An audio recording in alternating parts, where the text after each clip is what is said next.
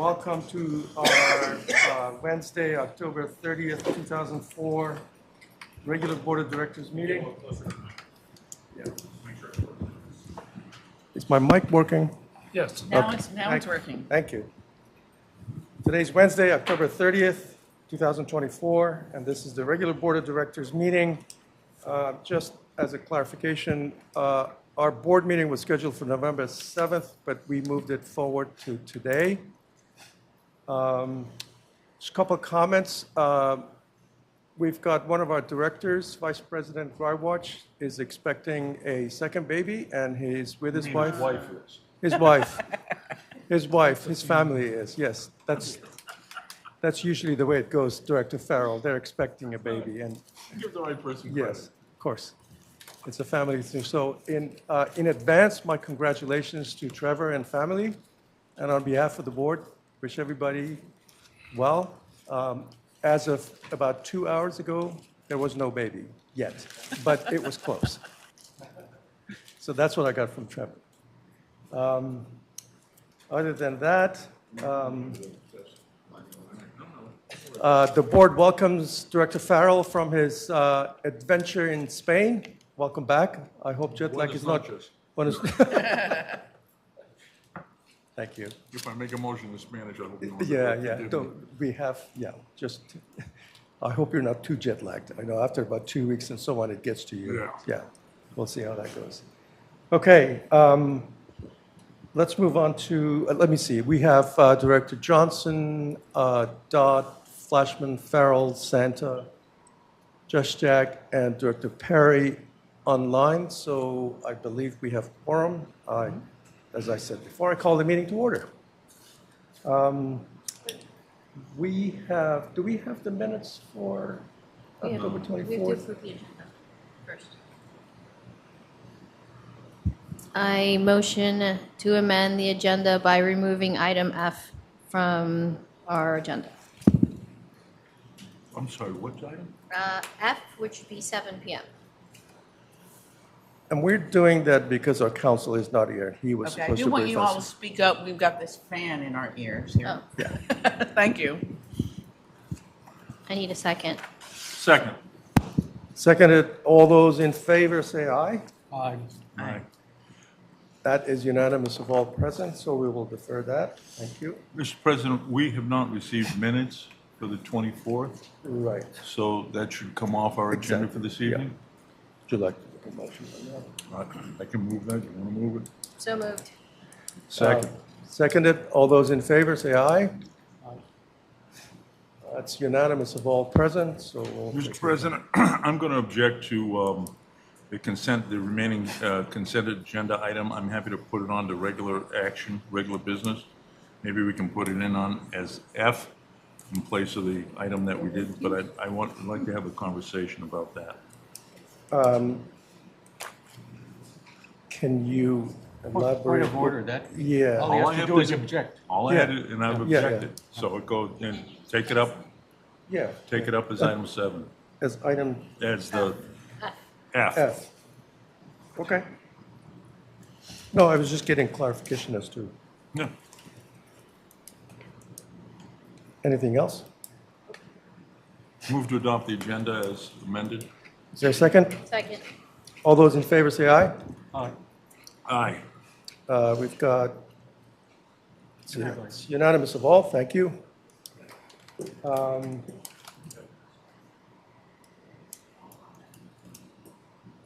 Brittany, do we have any member comments? Yes, we do. We have Mr. Dave Kerr, This is discrimination. Harassment. but he would like to make his comment during the discussion for the budget. Okay. That's okay with the board. Any objection?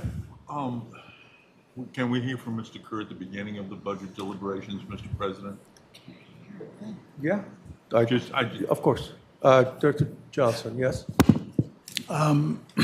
If we're moving him to the beginning of the budget conversation, can we also waive the time limit that we typically have for member comments for Mr. Kerr, so he doesn't have to feel constrained? I mean, he's an important player in this conversation. Can we inquire of Mr. Kerr, do you need more than 3 minutes for your comments, Mr. Kerr? Very difficult to hear you back here. Are you asking me to stay at 3 minutes? No, I'm asking you, do need you 3 need minutes? more than 3 minutes? I hope not. I was suggesting that we waive your 3 minutes just in case. And that's fine. I won't go much over. Thank you. Okay. So we will have you as part of the beginning of our budget discussion. Okay? Any other member comments?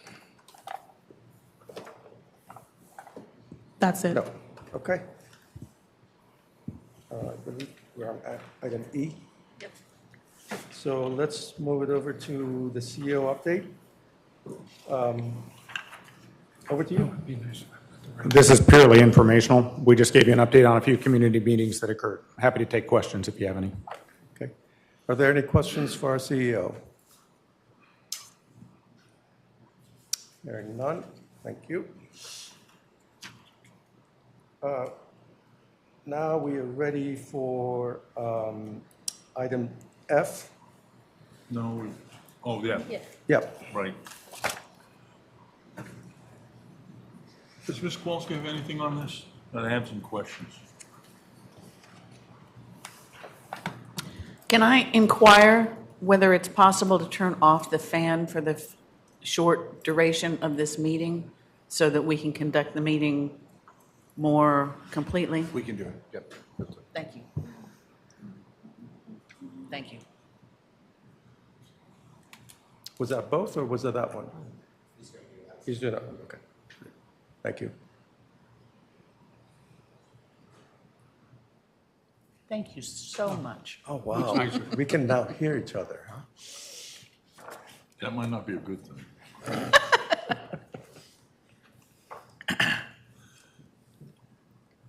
Okay, so we're on item F now. Over to you.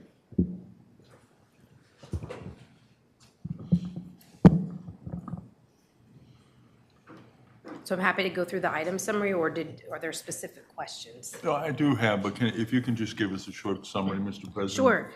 So this evening, we also have Tom Broderick here with Reston Masters Swim Team. This is a lake use request. So lake use requests come before the board because of Resolution 2, Lake Use and Access. So it's permission to utilize the lake, and in this case, it is for the Reston Masters Swim Team at Lake Swim event. I believe it's in its 36th year coming up, and it is historically Reston Association. Really, in many years past, we had provided lifeguards and additional support. Now it's really more of a facility use with the lake and maintenance and the Lake Audubon Pool Bathhouse. And I'm happy to answer any questions. Are there any questions for Director Johnson? I'll come to you just. One small question is, will there be any, this is the 36th year, will there be any wild variations between the previous years in the way it's conducted this year? So I'm getting a no from behind. And included in your materials, I didn't see anything different from previous years. Dr. Farrell? Do I understand that out of the revenues that are being generated, I guess if I misunderstood the materials, please correct me, but it looks like there are about 300 participants, and out of those, the association is going to be compensated for the lifeguards and the other personnel we're providing?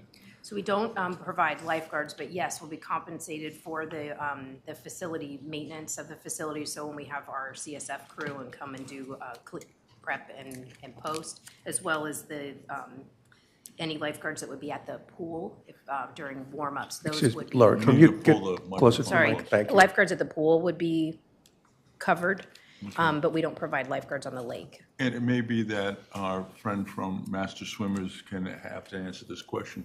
Out of the 300 or so people who participate, how many of them are RA members? It's in the slides.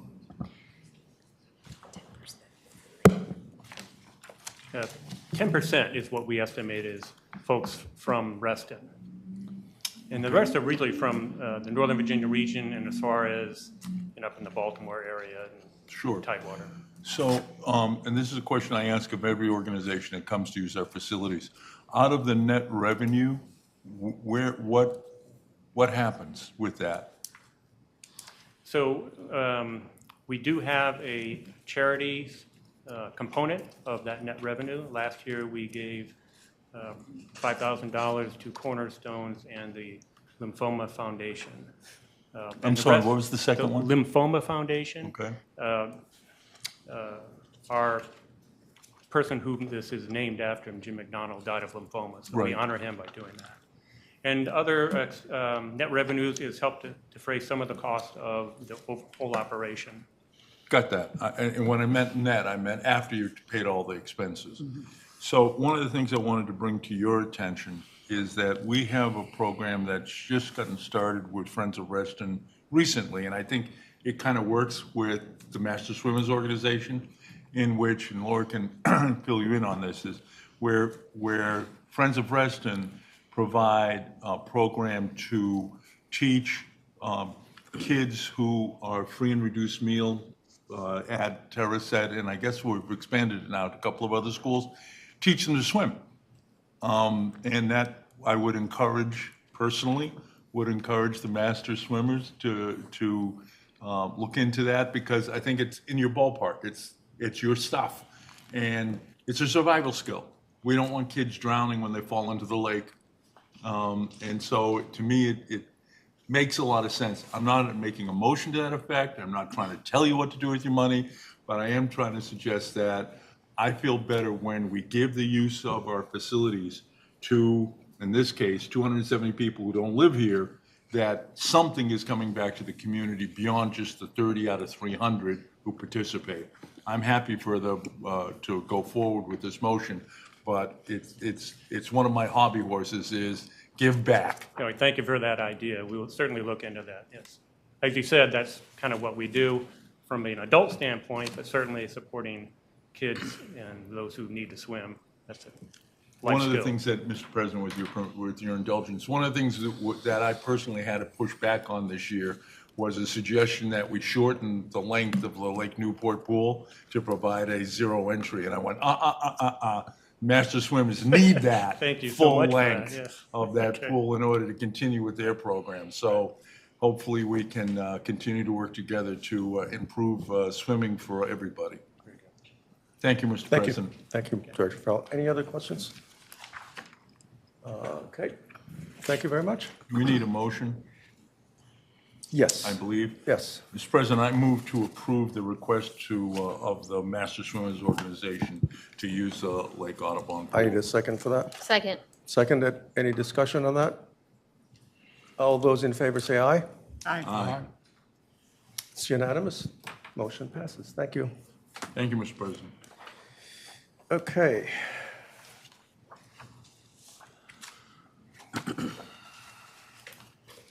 So we are now on item G, and that would be budget draft number 2, operating and capital budgets. So just a couple of words, and I'll pass it to our CEO. We've had some discussions about what's in the budget, some suggested areas where some savings could be achieved, realized, and that discussion has been going back and forth, and we hand it over to our CEO, Mr. Cummins, who will brief us about the latest update or any updates that you might have for us. Thank you, President Mopar. I think just to remind everybody, so we're actually having one meeting in 2 parts, so I think it's a good refresher. The budget that you have in your package, meaning in your materials, is the same draft budget that you got at the October 24th meeting. Of course, you made some decisions at the October 24th meeting, so I'm going to speak to those here in a minute and their impact on the budget that you have, in your draft form. The draft budget 2, just so we're all using the same nomenclature, stands at $842. That's a 3.1% increase over this year's assessment of $817. Want to point out a few highlights for you all as you talk about what to do going forward, particularly if there are further reductions. There are a number of policy objectives that you asked for to appear in the budget. Notably, additional aquatics dollars to keep the pools open later. The budget currently accomplishes that, including all of the mid-year adjustments to add additional hours. So we looked at this year's total hours being open, and that's important because we actually added hours twice throughout this season. The CIP spend needs for 2025, inflationary factors, adjustments for the salary and compensation study. It also includes some things that we've been talking about for years, notably stream mitigation credits and how we can be using those monies to offset general assessment monies, and looking at credit card fees. Lastly, the draft budget currently includes a reduction of 3 FTE, totaling $300,000 in the operating budget. So at the last meeting, there were several discussion points, and as everyone knows, the meeting went fairly late into the night. The board made a few decisions to pull out a few items totaling $130,000. So I will just remind everyone of that. You passed motions to remove trail maps totaling $40,000 from the budget, reducing the advocacy budget by $70,000, and reducing the kayak storage budget by $20,000. So that adds up to a total of $130,000, reducing the draft budget effectively from 842 to 836, which would take us under 3% as an overall increase. At the last meeting, there was discussion around should we reduce the budget by a total of $500,000, inclusive of the $130,000 that I just mentioned, meaning does the board want to look for an additional $370,000? There was a draft motion that was circulated at that time, though it did not come up, to direct the CEO to look for $500,000 in the operating budget, and there were a number of suggestions that were passed along, to the whole board for consideration. So we were looking at that, and one of the things I want to sort of just offer to the board, anytime someone's got suggestions for us on any topic, our door's always open. If someone feels like they've got subject matter expertise that they'd like to impart, particularly around policy issues you're going to be discussing, it's very helpful. When we were reviewing that list and thinking about how to progress in this discussion, I think there's a key question that the board should think about, and that is the reduction of $500,000 effectively makes the budget a completely flat budget. So 817 to 819, so a $2 increase completely. The other observation, and so the question is, do you want to do that? And or then what would you want to do beyond that? The second observation is all of the suggestions were in pure operating accounts. The total operating budget is a little under $21 million. It's $20.8 million, of which 2/3 of the budget are people costs. So looking at reducing the operations budget by non-people costs only would be a $500,000 reduction out of about a $7 million-ish budget. That's a fairly significant number.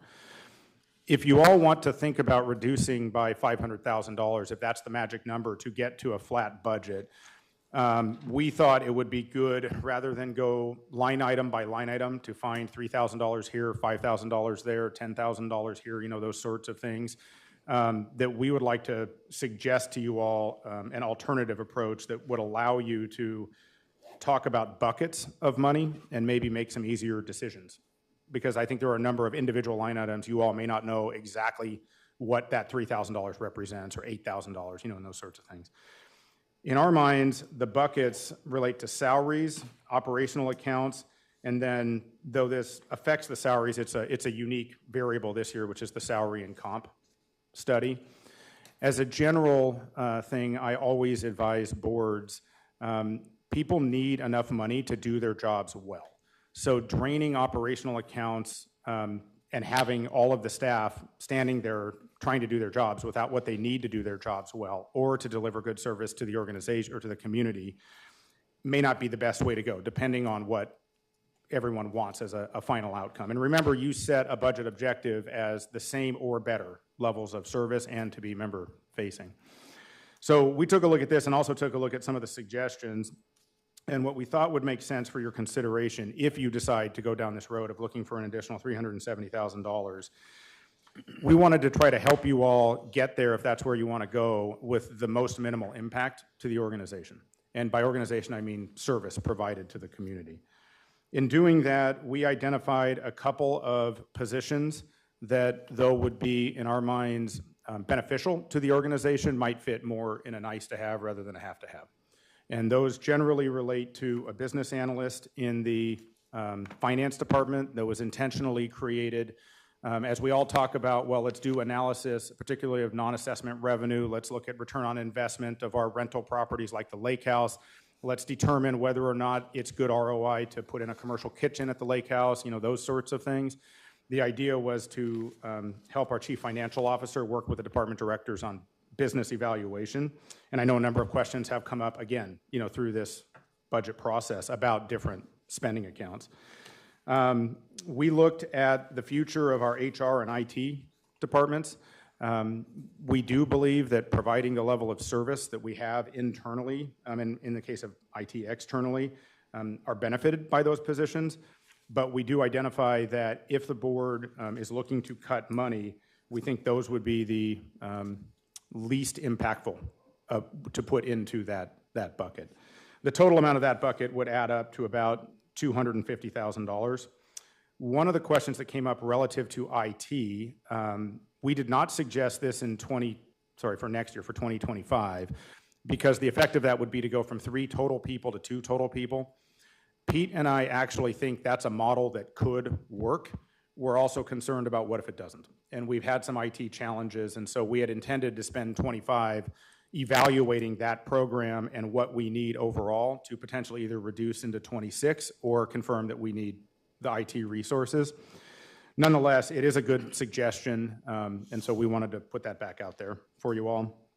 In the ops area, there are some things here that could probably be deferred, would be the best way that I would say it. Computer equipment was identified. We generally are trying to get to a replacement schedule that allows for more routine maintenance and like hardware replacement. If we forego getting some hardware like new computers and push that back a year, there could be some money there totaling, let's say, $30,000. We think we could potentially increase the transfer fee revenue by $30,000.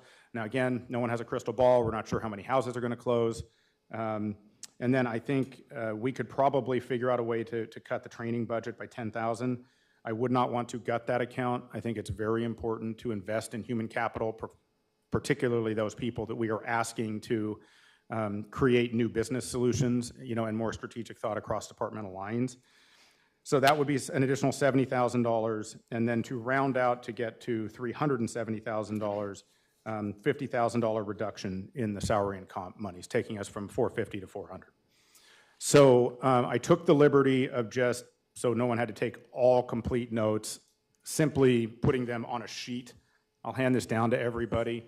As you get it, you will notice that on the left-hand column in a magenta color are corresponding line item numbers or lettered numbers to the spreadsheet that Director Juszczyk sent around.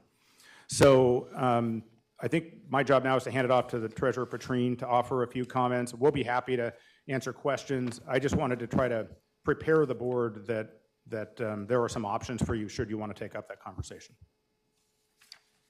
Okay, before we do that, since we offered Dave Kerr to give his comments at the beginning of this conversation.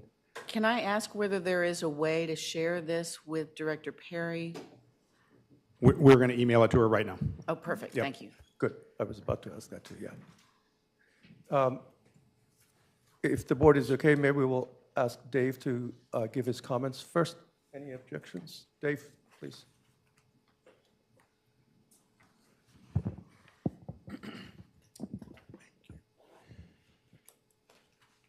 Thank you very much.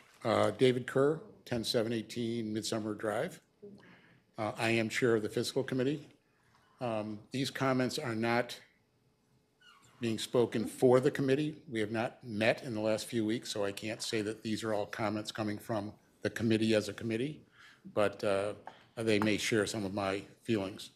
Couple of things. Number one, we have underfunded the budget now for 3 years in a row. What I mean by that is we've used operating cash and we've used RRF funds in the last 3 years to hold down the assessment. We used $1.5 million in 22 and 23, and then another $600,000 of RRF in 24. This past summer, we did a reserve study. That reserve study calls for 6 pools to be done in the next 12 years. We did 2 in the last 12 years. Very expensive, and if you don't start soon, like now, it's going to be very hard to catch up to that without doing a special assessment. That's the reason why fiscal is recommended to add $500K to the RRF fund in the budget in '25, to try to make sure we don't get so far behind in that that we get in trouble. So I just want to make a comment on expense growth. 1.8 million was added in '24 versus '23. When we budgeted that 1.8 million, there was no budget dollars for advocacy, none for extra swim hours, none for Winterfest.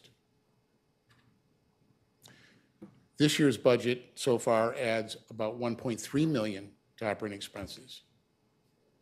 That's 3.1 in 2 years. That's a challenge, okay, when, you know, about the only thing you've got to turn to is capital, okay?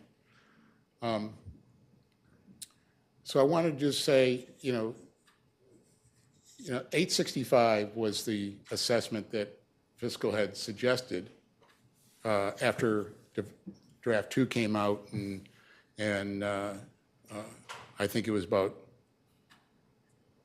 840 or something like that, and we said no, we think we need to add the 500 back. You know, and I think what we wound up coming up with is saying we go back to the 865, which is the draft 1 number. If that's difficult for the board, and by the way, this is the first time I've heard of a flat assessment rate. I had not heard that until 5 minutes ago. I don't know how you do that. Just be cautious. I don't know how to get that done. But if 865 is difficult, okay, I think you need to focus on spending, okay?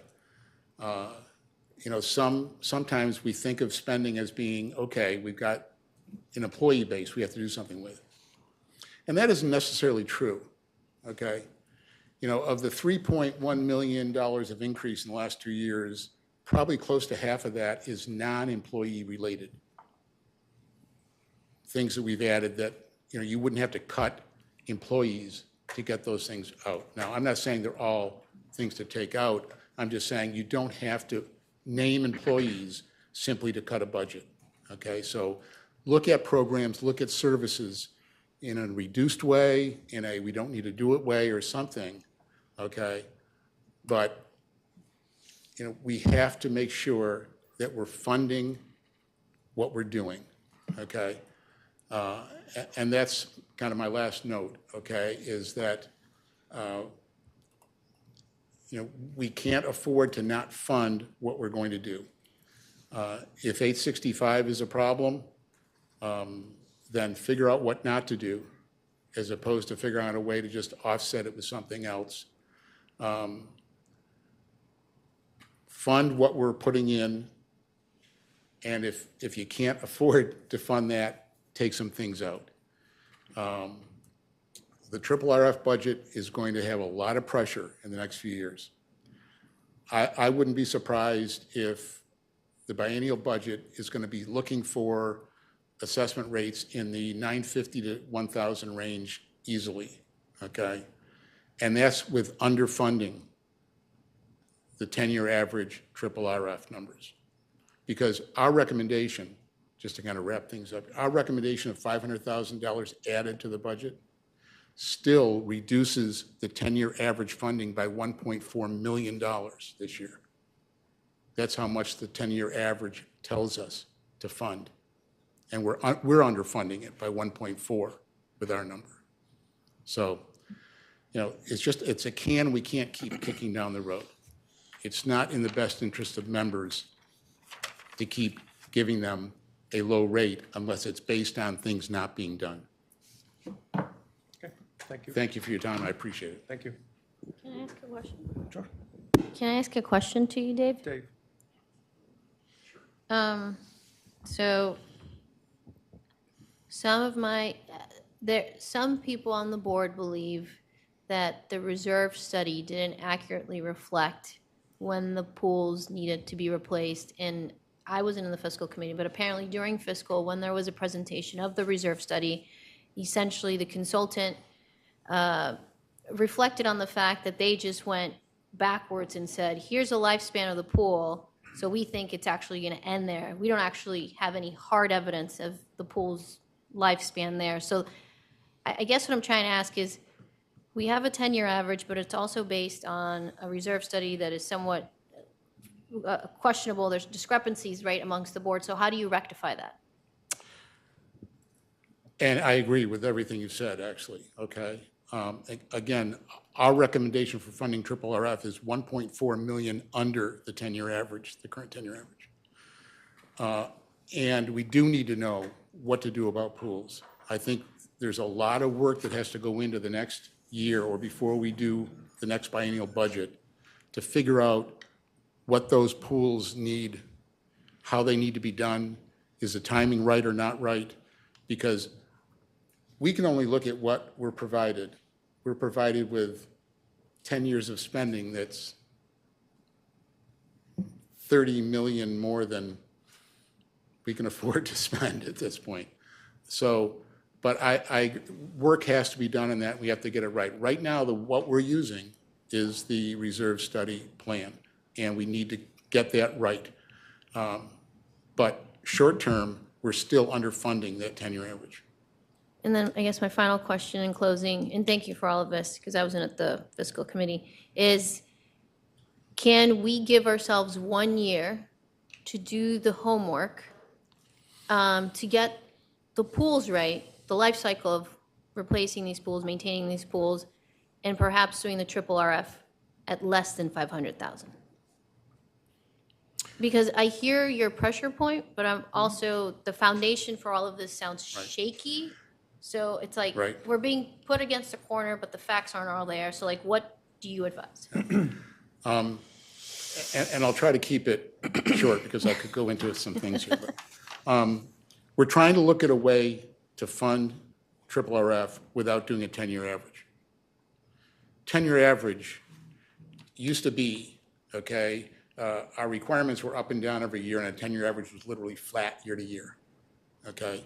It now goes up and to the right at a dramatic angle, okay? We have to fund way more than we're ever going to spend for 7 or 8 years before we're going to spend it, okay? It doesn't make sense to take all that money from members to do that. But how else do you do it, okay? We're looking at a cash flow methodology that we may propose.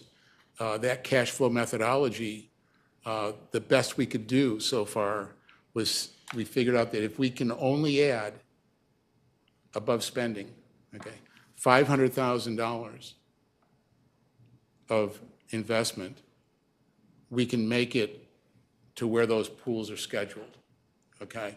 And that's how we kind of came up with that, starting now with $500,000, okay, every year. So do we have to do it? Obviously, we don't have to do it, okay? But, you know, I'd hate to think that we wind up pushing things out artificially because next year, when we're in the problem, you know, we need to find a way to kind of make things meet. So anything we could get for funding there would be helpful. The one thing you don't know sometimes, you know, in 2022, there was a bit of a stock market problem. We lost $600,000 of triple RF in 1 year. Is that going to happen soon? I don't get paid enough to give you an answer to that, okay? I don't think so. I would never bank on it, okay? In fact, in these numbers I'm giving you tonight, we even allow for making some money on those investments. But there's a lot of risk out there. But we really need to figure out where those pools need to be. That's really the most important thing we can do, okay? We would be disappointed if the 500 came out. We'd obviously work with staff and the board and everyone else as hard as we could in the next, budget cycle to make sure we can figure out a way to solve that problem if we do. Director Johnson? Dave, if you don't mind, I appreciate you answering the question. If we're certain that the reserve study analysis of the pools wasn't correct, just bear with me, please. If we're relatively certain that it wasn't correct, how do we know other portions of that report are also correct? And how much faith do you have in the overall study? Because my concern is if there's one part of the report that, so poorly done that we've got to do a potentially $100,000 analysis of the pools, there are other parts of the analysis of the report that may also be incorrect, and we may have to go back and do a full analysis of that reserve study. Thanks again. Yeah, I wish I could answer the question. I can't answer that question, okay? Maybe Chris can. I don't have the kind of detail, the information, or certainly any engineering background to be able to, make assumptions on, what was good or bad or indifferent about it. But I think that staff needs to look at that. Right now, we are using the reserve study numbers. That's what's in all the presentations here, okay? If that's faulty, personally, again, I'm not the person to speak to it because I really don't know enough about it. Spending $100,000 to have it redone, so to speak, my words, okay? Just the I pool would never portion. do that. Okay. I think you've got the expertise in-house to maybe figure out, I'm making that up, but to better figure out with all that they've picked up from the summer, I'm assuming they got a lot of information, and now how do you make that work for RA? And I think that staff needs to do that work. I don't have any information there to know how to do that. Thank you. Director Dott? To build on what both of my predecessors have said, my concern, we all share the concern that the reserve study did not include a true engineering analysis of the actual schedule on which our pools will fail and require replacement. And so when we talk about $100,000, that is hopefully towards getting that kind of engineering analysis of the actual physical state of our pools. But we do know that when we worked on Lake Thoreau, and we knew some reasons why that pool was failing, but in the process of replacing that, we uncovered other failures, other systems that were not in the shape that we thought they would be in. And so my concern is we worry that we may be setting aside money for future pool replacement, even though we're not going to do it in the next recent years. But we also know that even the best study of our pools, there is risk that there are flaws that we are not aware of at the time we do those studies. Now, hopefully, an engineering study would look underneath the outer shell of the pool and give us a more accurate picture. But do you have concerns that doing an engineering study that may have the effect of deferring replacement of the pools could actually end up in an even greater escalation of costs and need for assessment dollars down the line? Yeah, I just don't know. Yeah. I think that the data point that I take away from the things I've read from Chris, I think he said that we did 5 pools in 25 years. So something somewhere says the math is that there are 10 more pools that need to be done someday. Now, can you do them every year and do a little bit and do that kind of thing? That's not how we did Thoreau. We did Right. Thoreau 100%, okay? And I believe the pools that are in the plan now, the reserve study, are to do complete renovations. Right. Just like we did Thoreau, which, we don't do very often. We didn't do it with Shadowwood.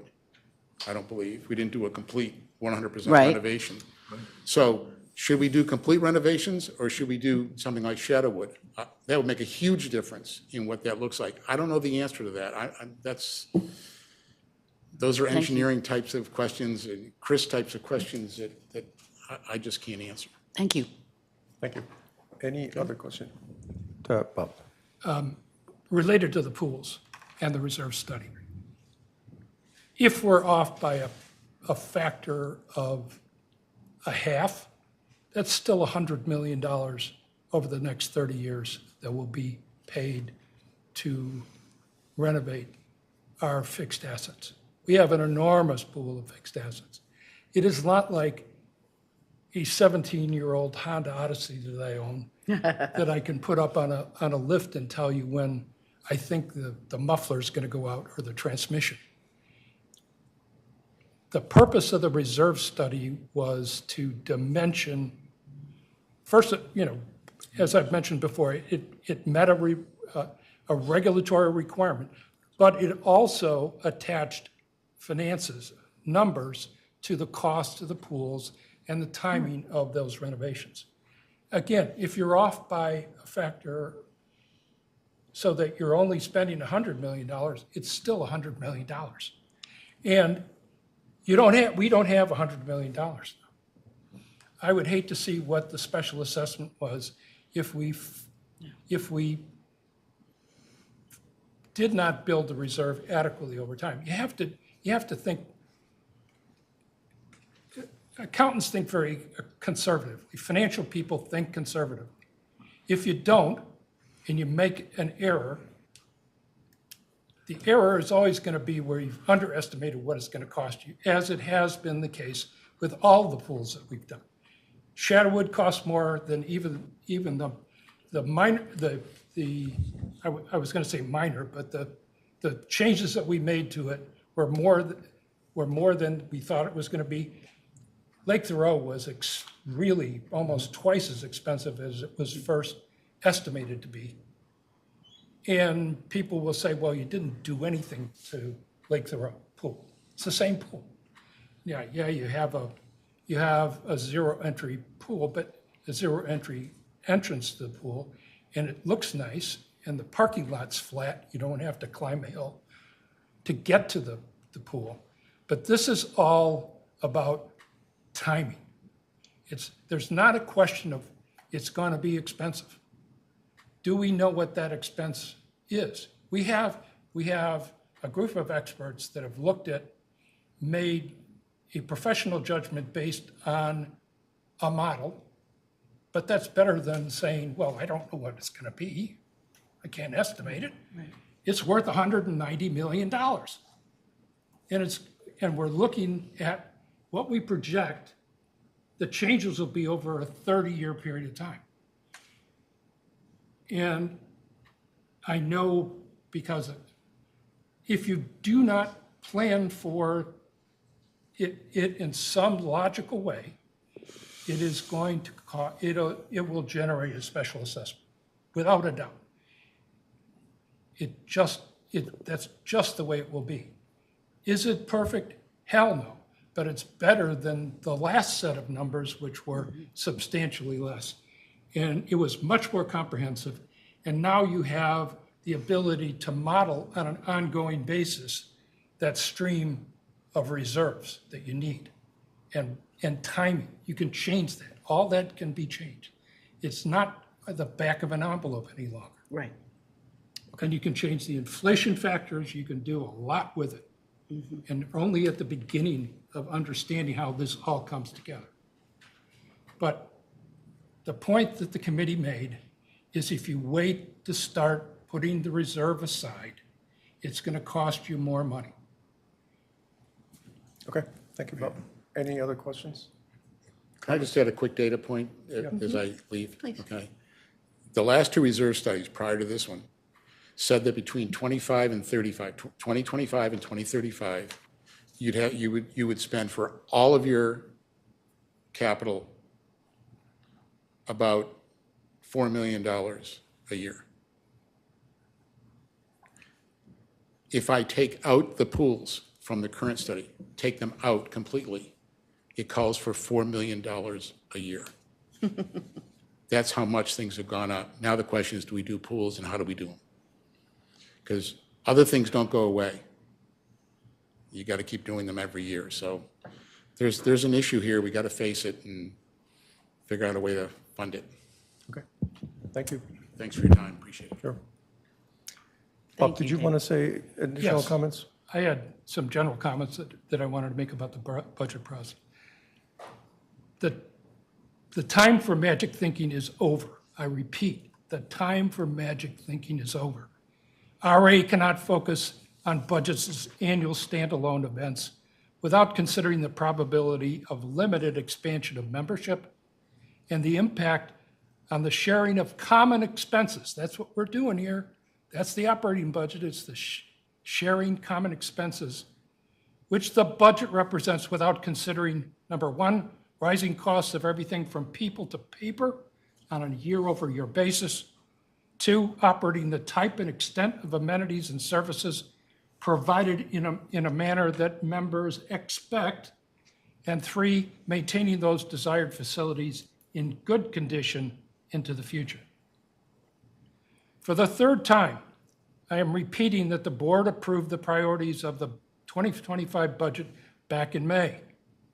For the second time, I will repeat that the fiscal committee at its September meeting recommended that the board accept draft number 1 as a threshold, not the floor or ceiling, not the ceiling, with an $865 assessment.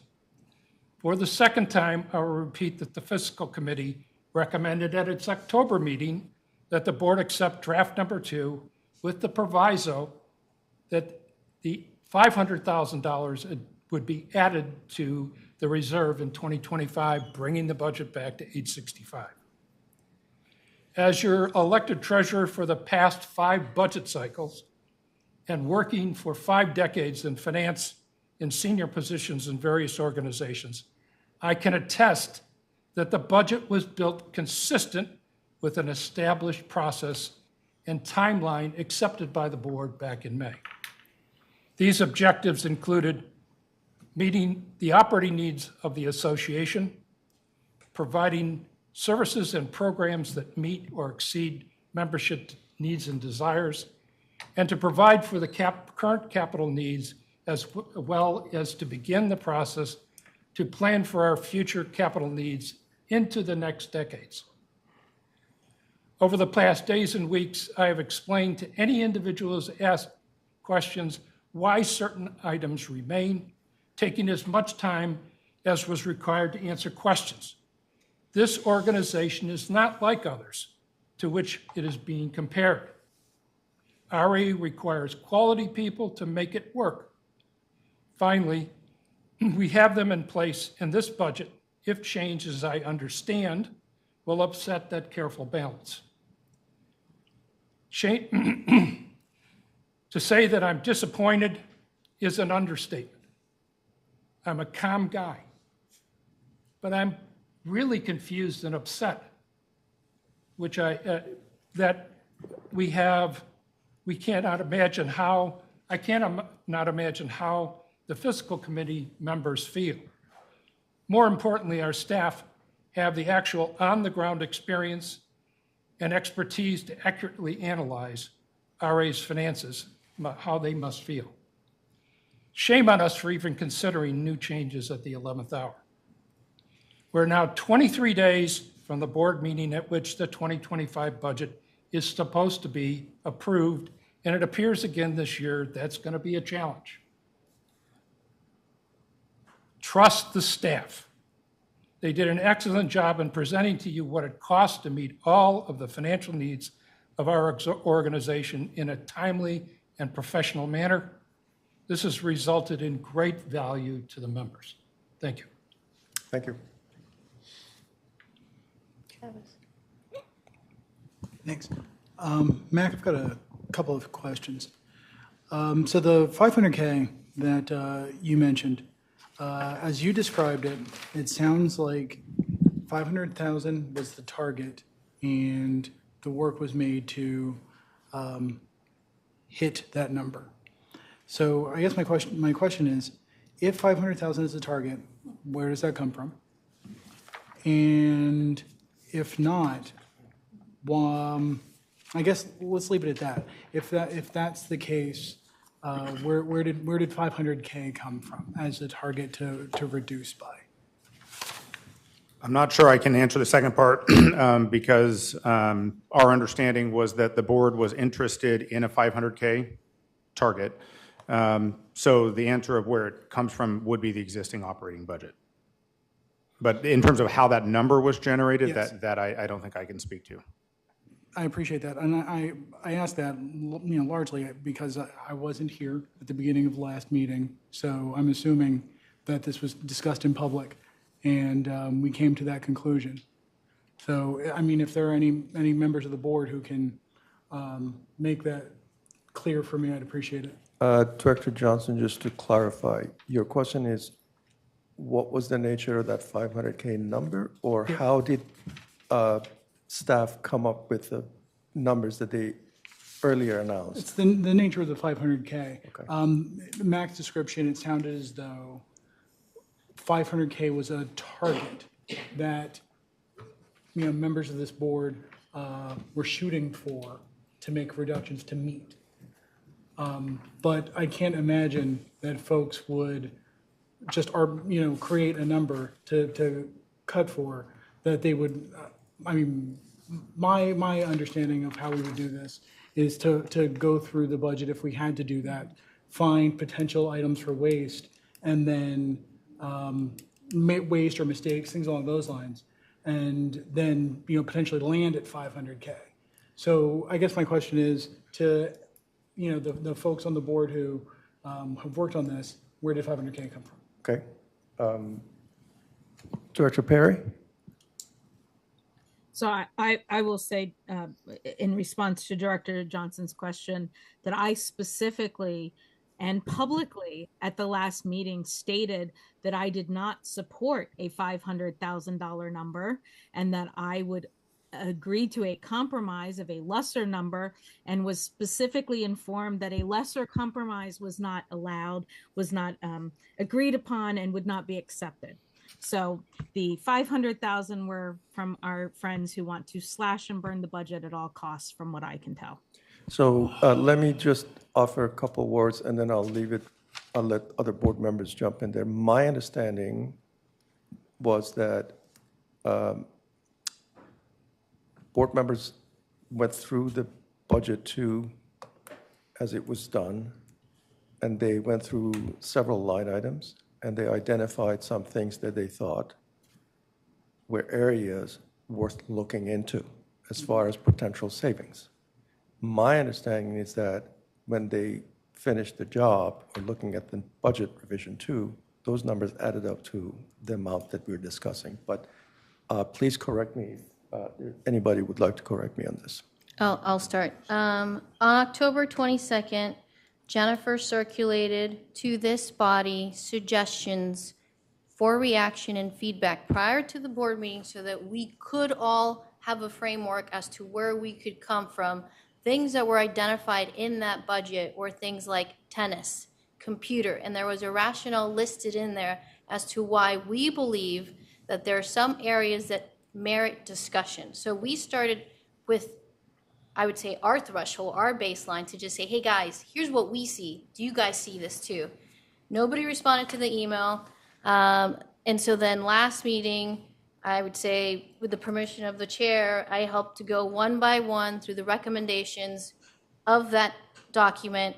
We made some progress. We had all the things, items 15, 20, and 21 were all things that were on that Excel sheet that we had a discussion about as a body.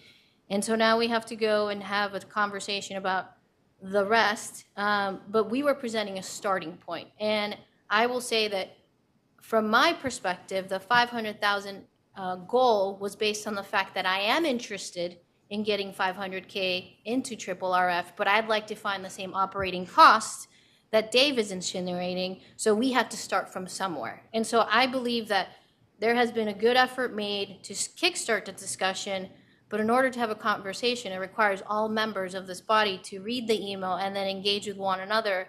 And I feel like that's the difficulty sometimes that we get into. And it's unfortunate, and I respect everything that you've said, Bob. But there has been merit. Jalal has been leading discussions with multiple members one-on-one to build consensus, to Margaret's point, because we don't want to be here past midnight. But at some point, we do have to talk and say, I believe this, I don't believe this, so we can move this along. Well, just to clarify, I remember Jennifer's email, and I did respond to it with a number of suggestions, most of it which were killed before I got to the meeting last week. So Mac, my question for you to follow up, yes, I did, Jennifer, I see you shaking your head. So Mac, my question for you is this the same, is this how you see it? Because like I said, my question was stemming from my interpretation of the events as you just laid them out for us. So I'm trying to get us all on the same page. Yeah, I think I understand the current situation the way Izzy's describing it. So we produced draft 2, published that, it went out to the fiscal committee and the board. Fiscal committee made a recommendation the way both Chairman Kerr and Treasurer Petrine did. And then there was an email circulated that said we should start looking at individual line items. And there were draft motions that suggested that those were suggestions for executive staff consideration. And then the board was going to have a discussion about, leaving it to us to come back with suggestions. At last week's meeting, that did not happen. Actually started line by line going through things. And so that's kind of how we got to today. Appreciate it. Thank you. Dr. Justice.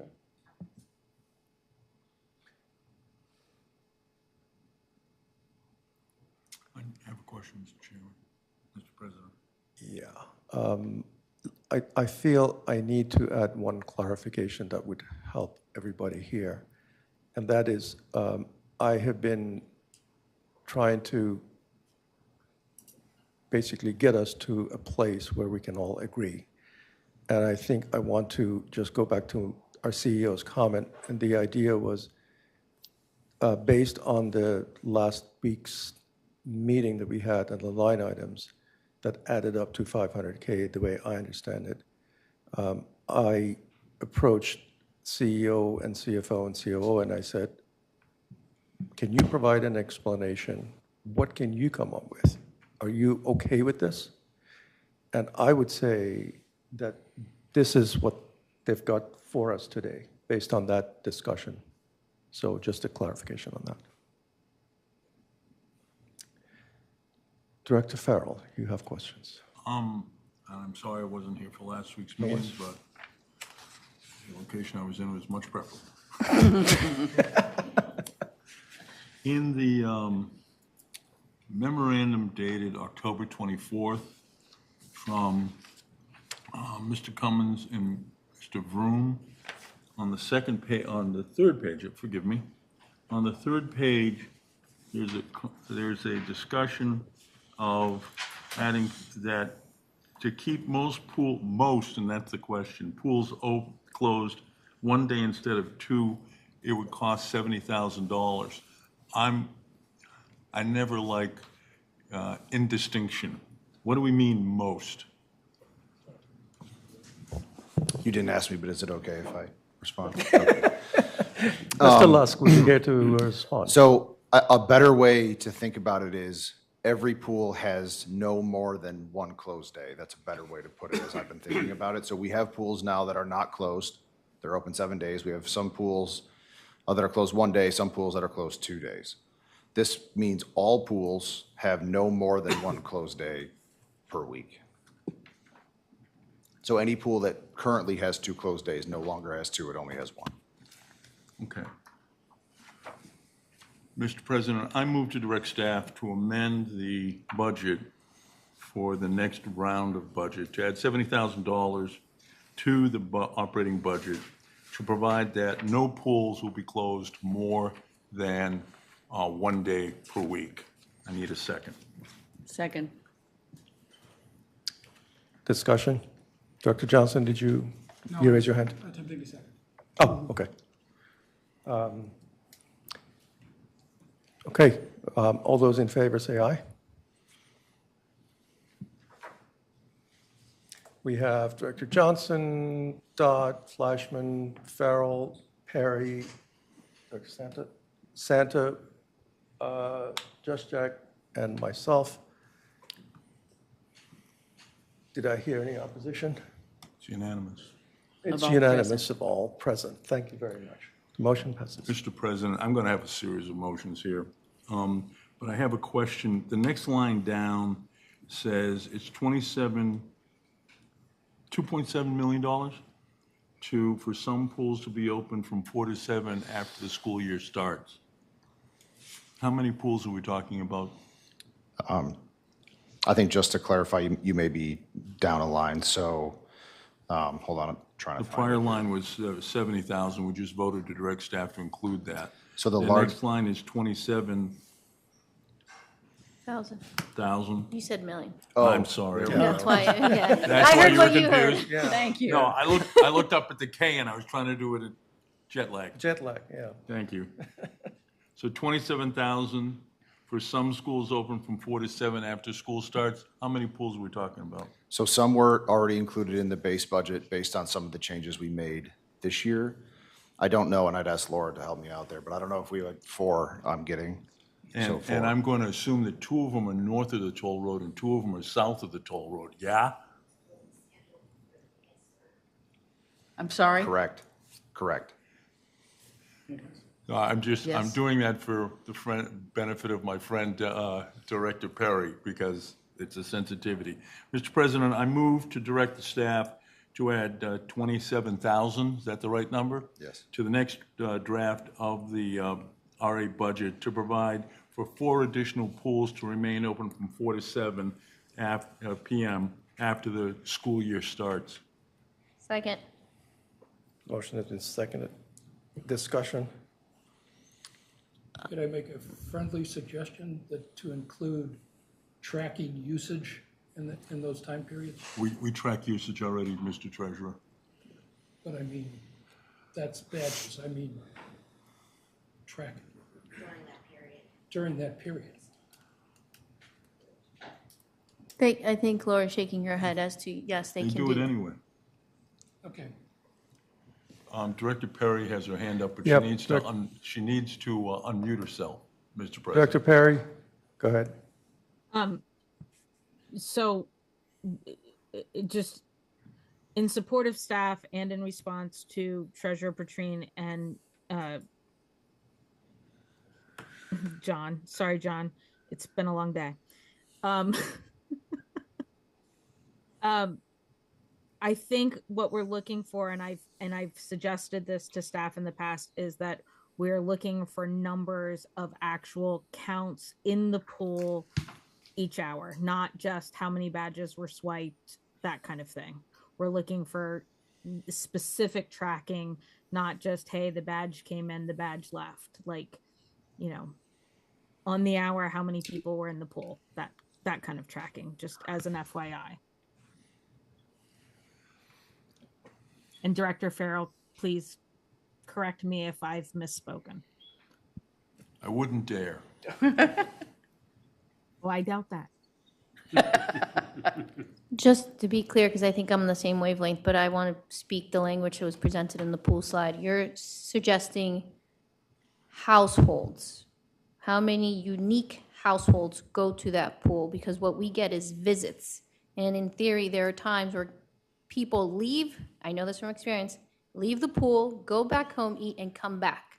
That counts as 2 visits. So what we really are asking for is for unique households and visits at the same time. I just want to make sure we're all clear on what we're asking.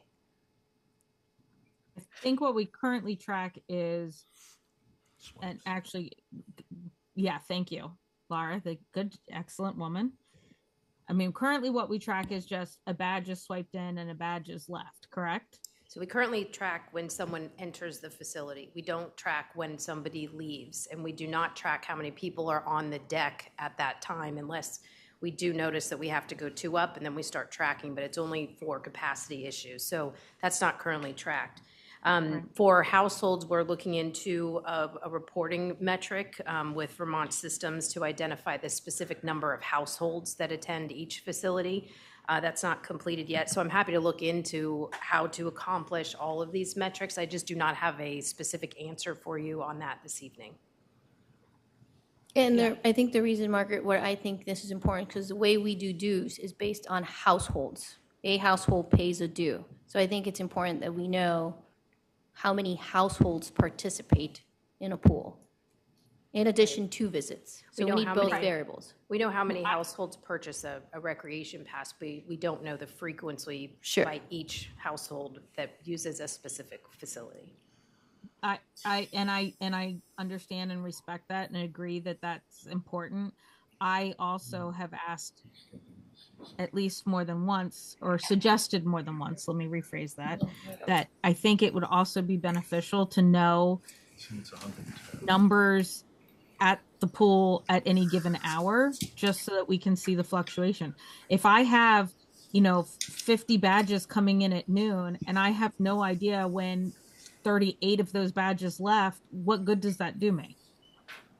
But if I know that I have 50 badges come in at noon and at 1 p.m. I can see that I still have 45 there, and at 2 p.m. I now have 65 on deck, and at 3 p.m. I have 70 on deck, then great, I can match up my badge numbers that came in along with my numbers on deck.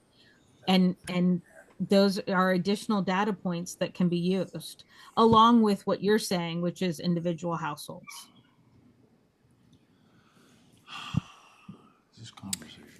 So where do we stand on this comment here? I've The made a director- motion, Mr. Chairman. Yes, I know. The motion's pretty simple. Yes.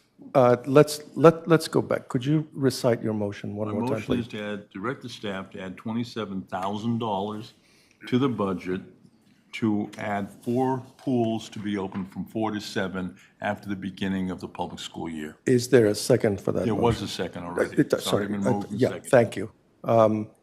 I think we've had enough discussion on this topic, unless anybody has any really hot button things that they want to bring up. Believe we're ready for a vote here. All those in favor of the motion, say aye. Aye. Aye. Director Perry?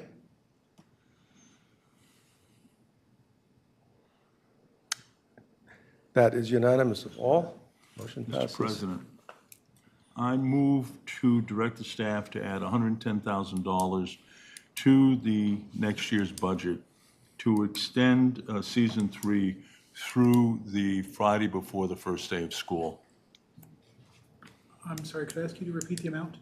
110, it's in the memo that they gave us last I week. appreciate that, thank you.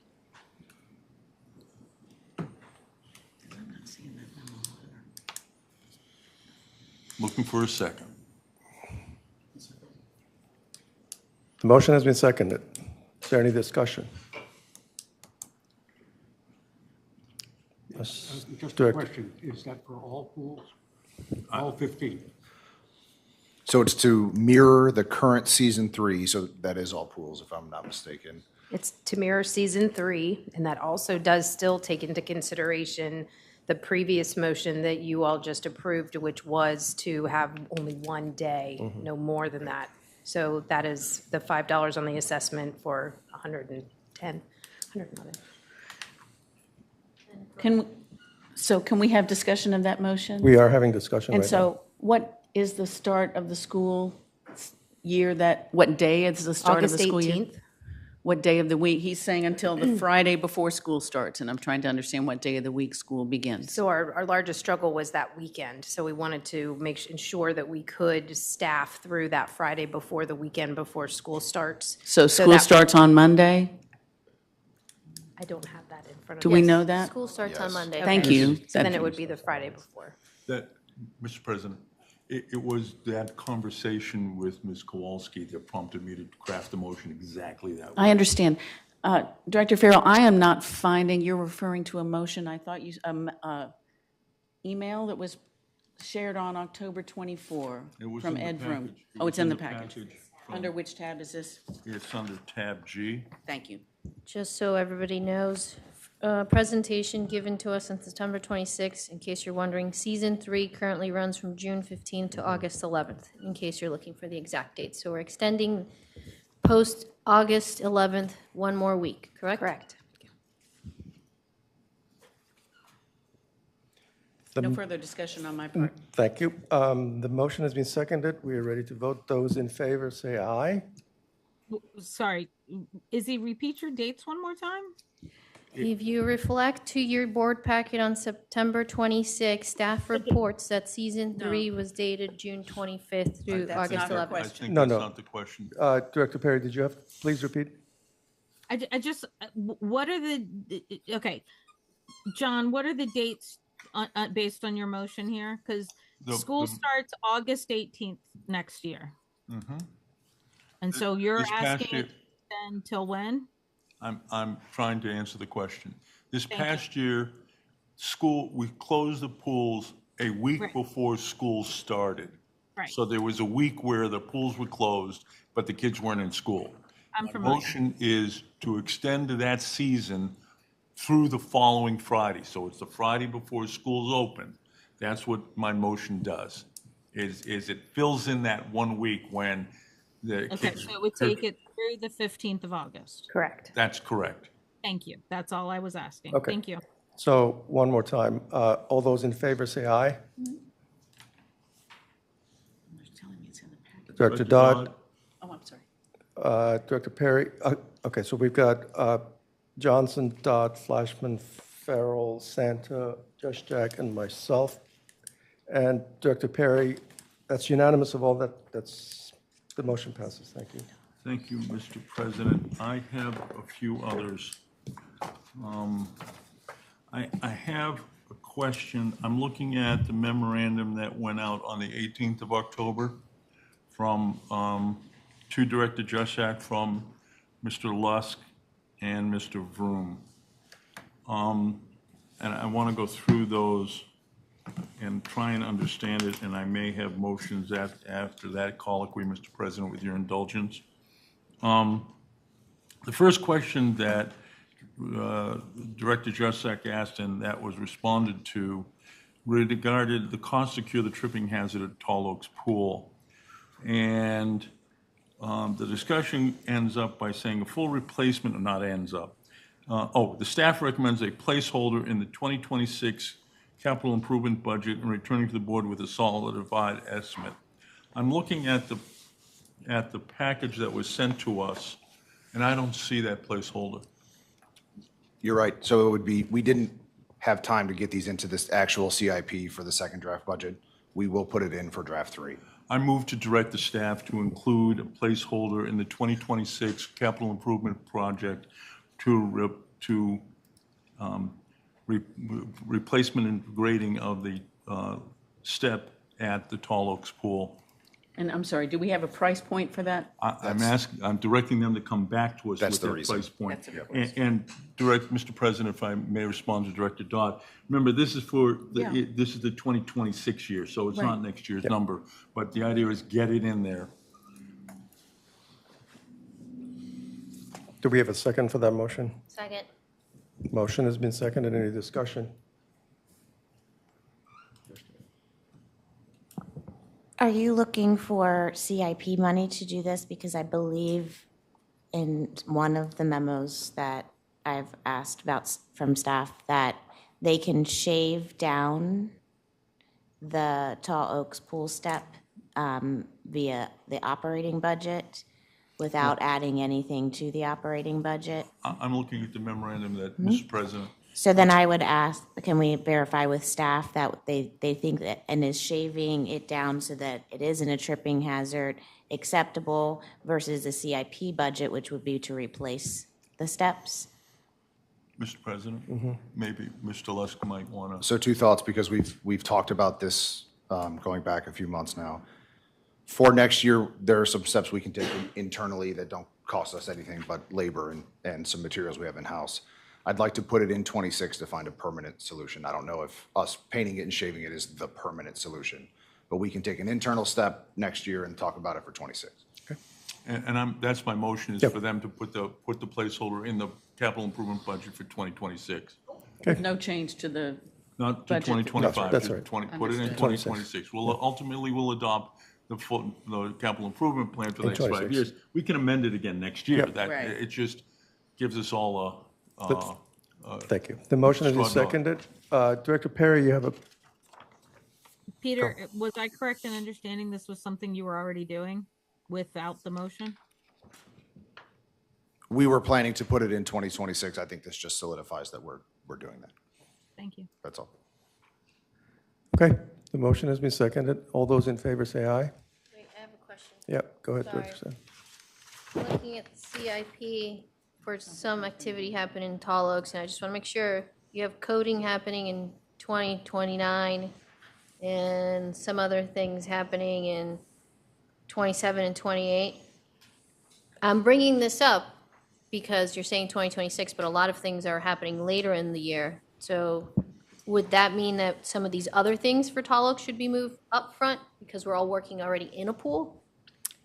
I think if we're going to talk about it for 26, it's a great question. I don't know if this actual work is tied to the other work either, so I think for 26 is a fine conversation. Just making sure. I appreciate it. Thank you. Okay, done? All those, yeah, go ahead. Just for purposes of discussion, I wanted to indicate that I'm not going to vote in favor of this motion, and it's not because I don't want the tripping hazard remedied. It's because I feel that the staff was already working towards a quick and effective remedy without the board getting involved in this detailed level of what the staff does. Thank you. Thank you. Ready for a vote? All those in favor say aye. We have Director Flashman, Director Farrell, Santa, and Juszczyk.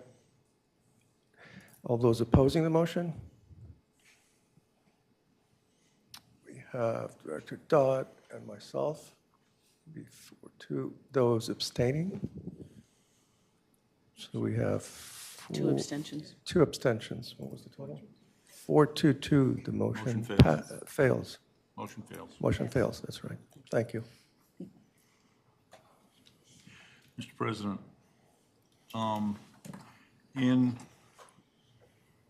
so based on that vote, there won't be anything in the 2026 budget, CIP, That's- correct? That is not. No, We just voted down that motion. we voted that the We just board, told the staff not to do it. No, we did no, not we've- instruct them to do it. That's But not the I'm here to same as tell you, telling them we've done not to this do it. before, and when we have a vote like that, the staff then doesn't do it.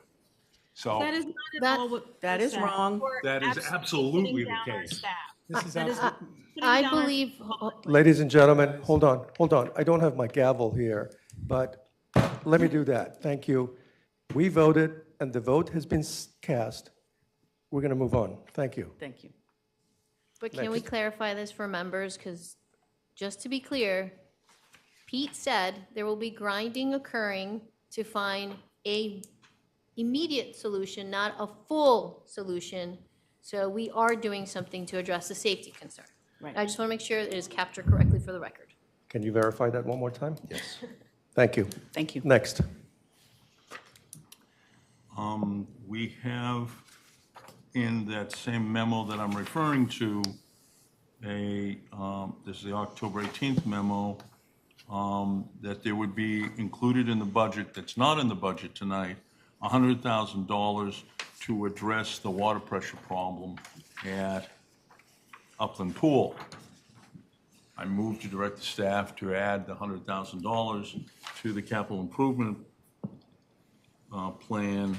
What year was that? 2026? 26. And I just would encourage my fellow board members, you know, people say, hey, we're getting involved in details. When this kind of a motion is made and it doesn't pass, these changes don't get made in the budget, and we've seen it before. And I still disagree with your point, Director Farrell. Yeah, please note, some of us do have faith in you, staff. Yeah, except that they don't do it. Can I There's- just offer one Yeah, comment? Because I think there were a number of these things that came up. They came up originally during member suggestions, remember? And the context of the conversation at the time was, we're not sure what year we can commit to getting these things done, because it could be next spring, and it might be 26, or it might be 27, because things happen in the wintertime, things get broken that we're not anticipating, so there's a constant reprioritization. We committed we would get to them in the next couple of years, and the board can rest assured on that. That's just the general thing that we commented on the time and now, All right. just in general. Okay. So there's a motion. Is there a second for that motion?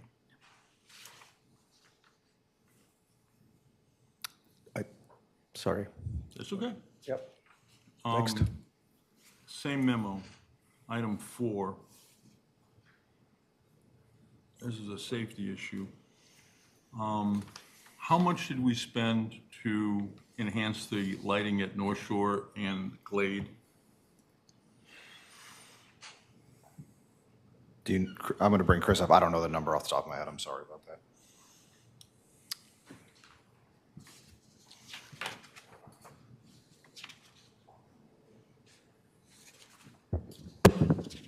So Glade Pool in the off-season of this year already had its lighting systems upgraded, so that's already been performed.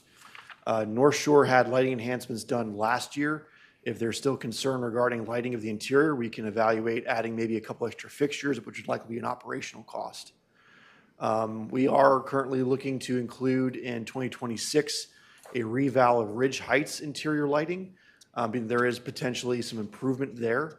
But besides those 3 facilities in particular, we're still evaluating any other ones that may need to be enhanced, but many of the facilities have had lighting interior upgrades in the last 5 or 6 years or so.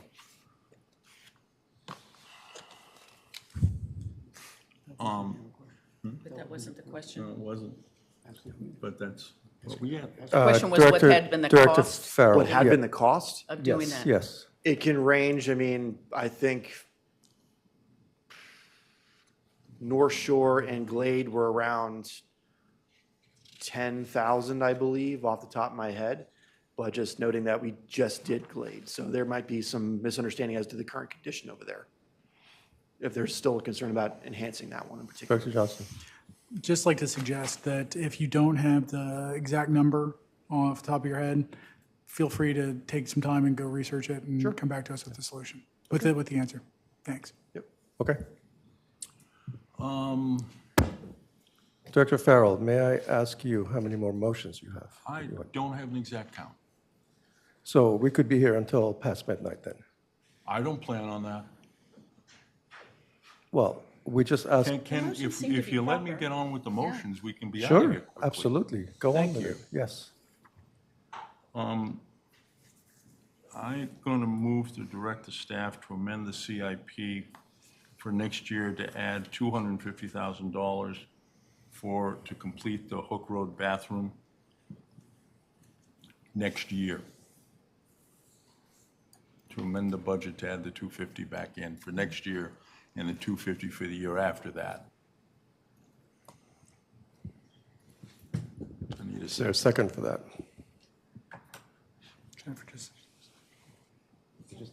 Seconded by Director Juszczyk. Discussion? Director Johnson. Was there any plan to do that as well? To complete the project in 2025? Correct. So just to kind of revisit this, to give the full scope of Hook Road, so we've now sort of broken it into 3 parts. There is a portion of the project to move the ball field, home plates, and backstops away from the road. That's already funded. Chris is receiving quotes from contractors. We're trying to move that as fast as we can at this moment. When we put together the budget for 2025, we made a decision as staff to move the project out a year because of the assessment impact for 2025. So now that we've broken it into 2 phases, the funding in 2025 allows us to do the utility work, the engineering, and other work needed to get the restroom installed no later than early 2026. So I guess the answer is yes, we had planned to do it. We then bumped this out another year because of budgetary concerns. And Mr. President, just to make it clear to everybody, I want to move it back. Right. The point of my motion is, instead of bumping it out and not doing anything other than what we've already funded for next Right. year, Okay. is to bring it back into 25 and 26. Right, and just one additional comment there, the 2026 is equally as important because funding in 2025 and not 26 is kind of pointless. One phase follows the other. So if you were to push 2026 further, we would have done work to install a restroom and do utility work and then not have a restroom. And you included 2026 in the motion, I correct? did. Okay. Mr. Lusk, I have a couple questions for you. Hook Road, this Hook Road item, where did it stand on the priorities on the survey that was conducted? You're talking about the community survey? Yep. So ball fields generally were not the most popular item. We do know that restrooms were a popular item in the survey. There's also some other work related to the tennis courts. There's some seating that's going to be changed there with this funding. So, the ball field piece maybe wasn't the most popular item, but we know that people are looking for restrooms. So I think it wasn't at the very top, but I think this is something that we should do based on the survey. Also, there was a community working group. I was not here at that time, but I think we've heard from a few board members that, these community working groups do their work, and then maybe the work kind of prolongs over time, so. Can I add that the Hook Road facility is not just the ball fields? That's It correct. also includes The tennis tennis, courts, that's right. basketball. Yep. So those bathrooms would serve quite a few different activities at that site. Yeah, I understand that. I understand. I've been to the place several times myself. Just another clarification. My experience has been that every time we do a study that has follow-on to it in terms of doing construction or contract work and so on, sometimes the study comes to the board and we say, well, that study is not right. It's got issues with it. You've got to do a better study that might change the schedule or add cost to that. From a risk reduction perspective, when you think about first year 2025, starting the process for the Hook Road bathrooms, are you comfortable that you can spend the 250 and get what you want for your 250 and that they're not going to find any unknowns, because we've seen that before? Would it be reasonable to maybe look into this in terms of a phase approach, not looking at the entire, taking anything away from the total monies allocated, but at least doing something initially just to get a handle on things before you embark on the entire budget? Sure, so I will never commit to saying we will never find any issues. I think funding the project in phases accomplishes what you're asking us to do. If we were to ask for $500,000 this year and there were major issues, we would have collected $500,000 and not been able to complete the work. So I think the phasing allows us to do our investigation before we fund the second part in 2026. Does that answer your question? Yeah, my question is, do you think you can, is 250 okay? Or is 250 the real number for year one? Or thinking about the element of risk that you might want to get a handle on risk, on the unknowns that will definitely show up, I can guarantee you that. We've seen that with some other projects. So I think funding and mitigating risk may be, in this case, two separate conversations. We could potentially, if we wanted to, fund Hook Road for $200,000 and then $300,000 if we thought it would have the right impact on next year's budget, only because we will not be installing the restroom in 2025. I would still recommend that I think splitting it into 2 years down the middle is maybe the correct approach. 2 and 3. Thank you. Any other questions for Director Farrell? I want to speak a little bit to the risk management, Mr. President. We have an approved site plan. Correct. For this site. Yeah, I know. So the engineering of this site, including the engineering for the bathrooms, has been done substantially. What hasn't been done is the actual building permit application for that structure. Correct. My understanding of that structure is proposed to be a prefabricated structure at this point. Correct. So that the amount of risk involved is relatively minor. You're talking about, and Chris can correct me, you're talking about fundamentally adequate foundation soils. And we've done a lot of work out there already because we redid the tennis courts. So we know the suitability of the soils in that area. It's not like Lake Thoreau where we did a whole lot of excavating and found spare tires and other uncompacted soil under, what was it, the parking lot, maybe right? So we don't have that kind of risk that we're looking here at. Director Dodd. Can I suggest that, Director Farrell, you might consider amending your motion with unanimous approval if needed to allocate $200,000 in the 2025 budget and $300,000 in the 2026 budget, accomplishing the same goal but at a different price point that was suggested by Mr. Lusk? May I inquire of Mr. Lusk, would that make a difference in our ability to deliver this facility?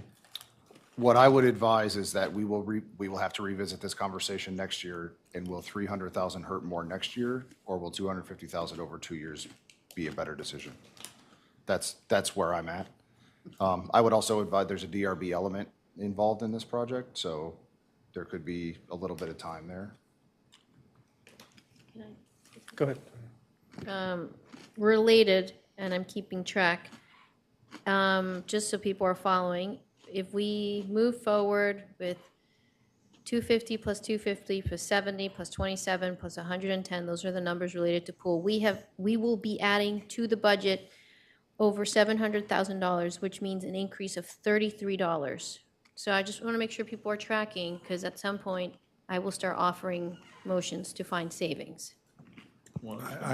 Just making sure, because you keep adding it, I don't want you to neglect my savings. Director Johnson? My math on that, Izzy, just to be clear, I think is only 457. The other 250 is in 26 for Hook Road. Correct, yes. Right. Right, sorry, thank you. Director Johnson? So, accepting that, to support Director Santa, we spent a great deal of time at the beginning of this meeting talking about cutting a lot from the budget. And we're now talking about, adding 400 plus to the budget in just this batch of motions. And I agreed with every single one of these motions. And if you bring up more, there's a good likelihood that I will agree with more of them. But I'd like to have it on record that we're adding to the budget, and we're making it way more difficult for us to make substantial cuts later on. And, I know someone talked about, not being here till midnight.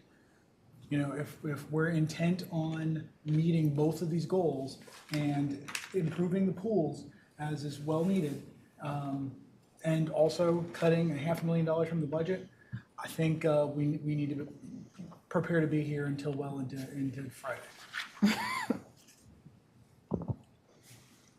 Director Flashman? No, I was just pointing to. Director Perry, thank you. Director Perry, yeah, thank you. I do appreciate that. Unfortunately, Director Farrell was not with us last week when all of these things were discussed ad nauseum last week. And so that is part of why we're discussing them ad nauseum again this week.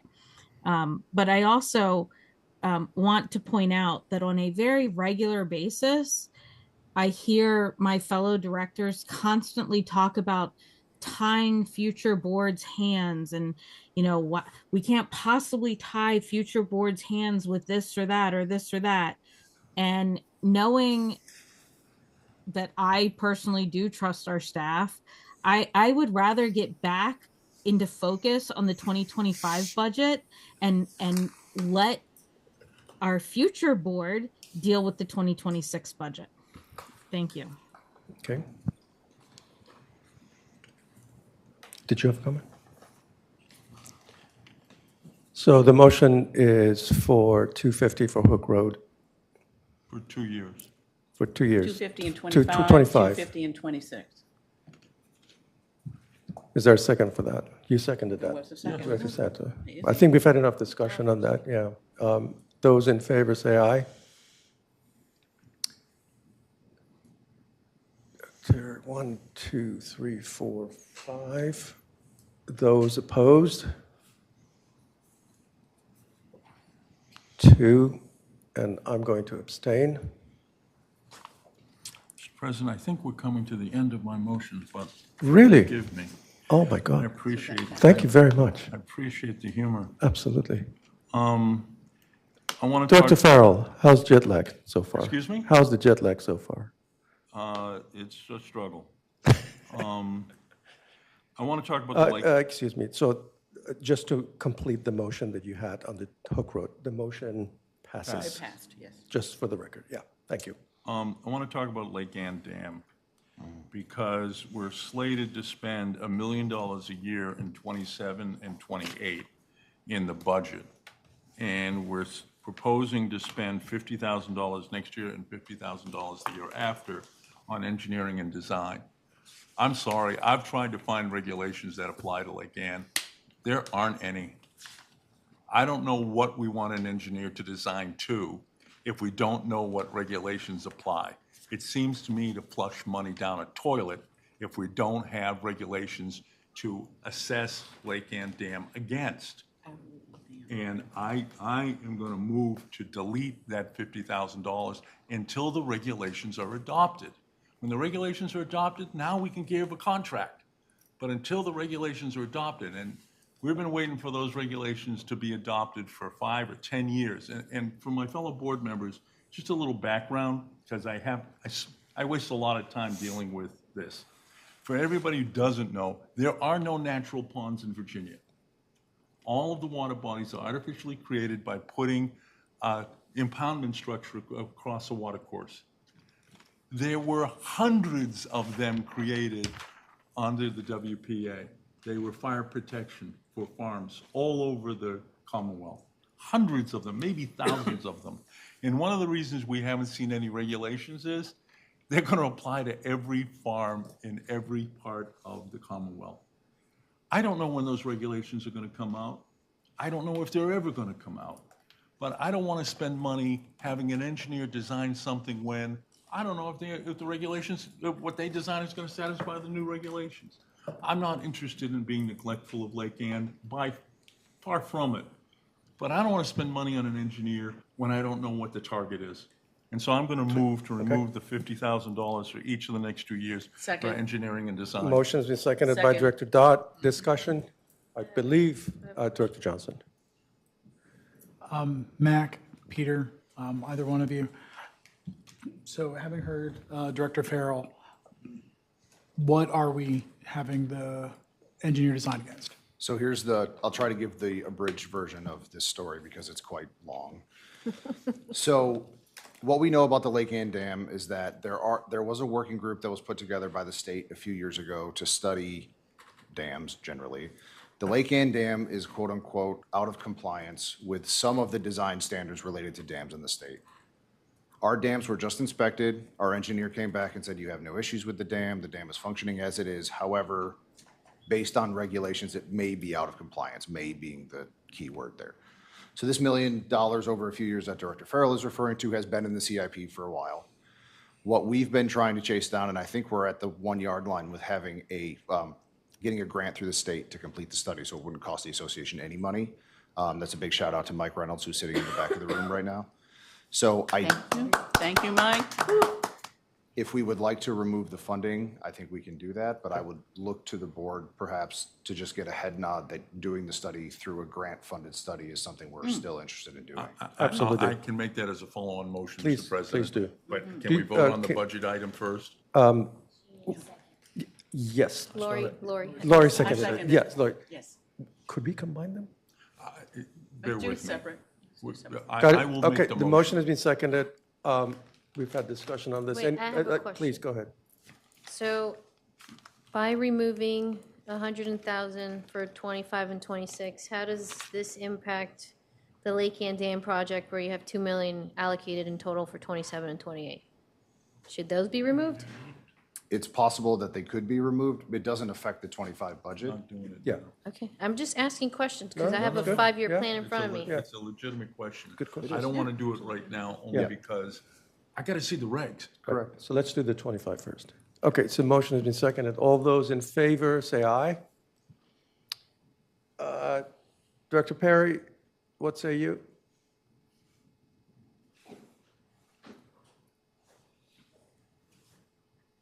Abstain. Let's see.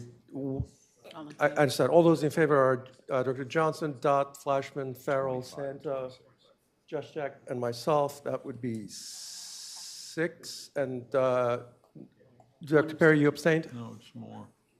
It's 701. 701. Sorry about that. Yeah, the motion passes. Thank you. They wanted a follow-on motion. I direct the staff to pursue and to accept any grant that the Commonwealth of Virginia may offer to assist in the engineering evaluation of the Lake Ann Dam and preparation of any corrected actions. Motion has been seconded, but do we really need a motion? Yes, Okay. let's just do it. Margaret? Director Perry, you have, yeah, go ahead. Is there a reason why we're limiting the suggestion that the grant only be available for Lake Ann versus any of our dams? Mr. President, my understanding is Lake Ann is the one we're pursuing. It's because that's where But there's let's the, include all. that's where the identified issue could be. While I appreciate that is the identified issue, wouldn't it be more beneficial to us to accept any and all if that those be made available? Can I just offer, anytime we can get grant money, I'm sending the staff out looking for it. When we get free money, I will let you all know. So we are looking at any and all grants. Mr. President, if a minute, typically grants have to be accepted. And so I'm making a motion to accept any grant in advance so we don't have to wait for another board meeting to cash the check. Director Johnson, go ahead. And again, while we're clarifying, we did say the state of Virginia, or the Commonwealth of Virginia. I thought I So said it could- Commonwealth, forgive me. Well, no, what I meant was, it should be any governmental source. I'm just throwing it out there. I'll ask unanimous consent to that amendment. We will be willing to accept any free money. How about that? At the rate we're going. I don't know. Related to the dams on our lakes? Yeah. That's swell. We're gonna get a dam renamed very soon. Okay, so please recite it. I'm asking unanimous consent. Hearing no objection. Any objection? Any objections? No. Okay, All in favor? just, hold on, she has a comment. If we get grant money, then that is considered a contract and still comes to the board? I don't know the answer to that question. I don't either, and Tony's not here. So why don't we come back with the answer? The reason that I'm asking is because grants, although free, are never truly free. And so I think it would be prudent for the board to look at a contract that comes back. We'd have to. Not that we're not trusting staff, but that we need to know what we're signing in for, but totally support the motion to please go after the grant money. Thank you, thank you. Okay, so the motion has been seconded. All those in favor say aye. That is unanimous of all, so the motion passes. Thank you. Mr. President, you'll be happy to know, those are all of my motions. And I wanted noted that it's 8:15. Yes, sir. Director Farrell. You're welcome. We appreciate you. You're welcome. Thank you. Okay. So now, I believe I would like to go back and revisit our CEO's I have motions. numbers that he recited for us. Well, I have a question, Yeah, go since ahead. we did individual motions, so indulge me in following John Farrell's steps over here. I have Always a bad idea. I know it is. Tennis. Can you explain to staff what you shared with us yesterday, which was that one of the reasons there is a greater loss is because there was a salaried position was not accounted for in that cost center. Can you just explain what you told us yesterday regarding tennis? Sure, so there were, and this is going back further than 2023, going back further than that, in the work that Mac and I have done, and then after Ed joined us, we have found some of these types of errors in the budget, and that's what we've been working to clean up, and Ed has done a great job doing that. In tennis and aquatics specifically, tracking back to tracking back to the 24 budget, there were 2 positions that were unaccounted for in the budget, that are now accounted for, that are reflected in the budget. So the staffing FTE count has not changed, but there were some expense errors in the budget. What were the names of those positions? It's a tennis maintenance worker and the aquatics programmer. Thank you. Dr. Johnson? Yeah, so One, I appreciate the email chain. I read that earlier and was pleased that Director Santa asked for additional issues that may have been in previous budgets. So I guess my question is, are we confident that we've now identified the issues with previous budgets? Because I'd like to, in addition to thanking Director Santa, I'd like to thank Mr. Vroom for his hard work identifying, the potential shortcomings in the budget from previous years. So thanks a lot for your work. So let me offer big picture, then Ed might speak to the methodology that he's using. Pete and I scrubbed the budget last year. Obviously, there were some things that we did not catch. I think it would be important for the board to know there are things that have happened like this. One of these maintenance positions was in the in the tennis budget. Then the belief was that the money had been shifted to the CSF budget because maintenance dollars were moving at that time. So it's not as if there was just an error in the budget. It was more of we thought it was in CSF, and it turned out it was not. So those were the explanatory things that were on our thing at this point. Fair enough, and I just want you to know that my question and my compliment to Mr. Vroom weren't intended to be backhanded compliments. I was actually complimenting Mr. Vroom. I know, things get through, but I just wanted to make sure that now the net is tighter for future years, that's all. Great, thank you. Yeah, appreciate that. And, we did find a couple of these issues earlier this year, really before we were even working the budget process as part of some of the variance analysis, looking at actuals versus the forecast, and kind of discovered that, yes, one tennis person had been missing. And, the reason is kind of Pete indicated, it was a maintenance kind of worker, and there'd been sort of an assumption that they had moved over to CSF, but they weren't captured there either. So they've been in the actuals for tennis every year, 22, 23, 24. But they weren't in the budget in either 23 or 24. And in aquatics, in tennis, there were no staffing changes. It was just kind of that error that there was a belief they moved to CSF. For aquatics, there was kind of a resignation and a backfill, and kind of got missed in that transition. So we sort of discovered that earlier this year. And to ensure that we don't have issues like that, in the 25 budget and going forward, I'm using a little bit different methodology than had been used by Tom primarily in the past, working with others, where I'm kind of using ADP, payroll, census information to make sure we capture everybody that we have on board in Resident Association right now, and then doing analysis of the vacant positions that we need to make sure are added as well. So trying to make sure that we have everything covered in the right cost centers, and working with the SLT to validate all that. Awesome, thank you very much. Sure. Yeah. And I would just add to what Director Johnson said. I really appreciate all the hard work that you guys are doing, especially just sifting through everything that you've done. I think it's important for the membership to know that we are keeping an eye on the fiscal aspect of this, and we're basically combing through everything to make sure the budgets look right. Thank you, Dr. Sandler.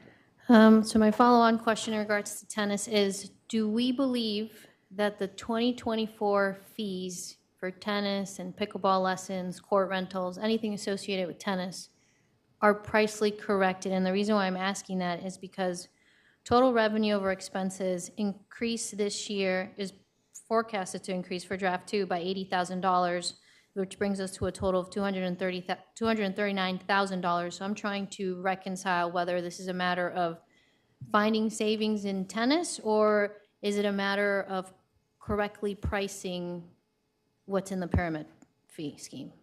So I'd like some information before I make a motion. I would really like to not call it a pyramid scheme, but Sorry, fee. So a couple thoughts on tennis. So one of the major drivers is participation is going down in our tennis programs. And if you look nationally at any recreation program post-COVID, recreation programs ballooned after COVID because people were just looking for a place to throw their kids outside and participate. That happened in our programs, and now we're seeing the downside of that, which is, again, a national trend. The programs themselves, and this is not in your documents, so we could provide this as supplemental material, but the programs themselves are still creating a profit for the association. I don't know if raising the fees due to lower participation is the right correction. If we wanted to maybe take a look at non-resident fees, I think that's something we should discuss. But I would not recommend raising resident fees or member fees because the participation is lower. One other note, and then I'll stop rambling. When we say we're taking a loss in tennis, one of the things we could compare it to is we're taking a $3 million loss in pools. We're taking a loss in trails. We don't charge people to use trails. We pay the assessment. But, you know, I think if we look at this over one more year, we could do a program review of the program itself. I don't know if I would recommend raising the tennis fees for 2025. Okay. We made the decision to include recreational passes, which includes tennis, in 2023 going to 2024. And the forecast for 2024 is 159. So is there a possibility of keeping the tennis budget at 160 as opposed to 139, considering that you're just telling me that tennis participation is going down? Because if I take into assumption that recreational passes are already baked in, because that's what happened in 2024, then could the budget be raised at a minimal number, but not to what has been suggested in draft 2? Yeah, so you're saying a $10,000 increase in assumed revenue for 2025, just to confirm that. If that's what you'd like to go with. I don't have a problem with that. Does anybody have a problem with that? Can I inquire, Mr. President? Are we talking about a $10,000 increase in non-member fees or member and non-member? Because I think I think you might have meant revenue, non-revenue, but I think you meant member, non-member. Yeah, it would have to be non-member revenue. That's what we're talking about. That's what Jennifer, you and I have looked at tennis. What do you think? What do I think? I also think that it is worth, in addition to that, looking at the cost of the purchases that we're making in tennis. I'm sorry, cost of? The cost of the purchases that we're making in tennis. If you look at the line items in that cost center, the number of balls and the number of nets and the number of, there was actually an additional line in that that was new, that were just, they weren't maintenance of the courts, they were just things for the courts. And I would imagine that if our tennis participation is going down, then those types of costs would follow with it. So I would recommend considering that. Mr. Lusk, do you have any comment on that? I don't. I mean, we do pay for balls and nets and other things. If the board was interested in maybe discussing a minor reduction there, I think we could perhaps look into that. But this is correct me if I'm wrong, is the line item that we're discussing under expenses called tennis pro shop equipment, which is budgeted for draft 2 at $16,000? Is that what we're? Tennis pro shop equipment would be different than other supplies, so there is actually a balls line item. The tennis pro shop equipment are the things we sell here at Member Services. So, Jennifer, are you talking about pro shop? Because that's. So the pro shop. I think Amazon does a great job for those who are interested in any type of sporting equipment. Not sure why. It's a distraction, frankly. Yes, my personal opinion is that RA shouldn't be in the business of doing equipment sales in general.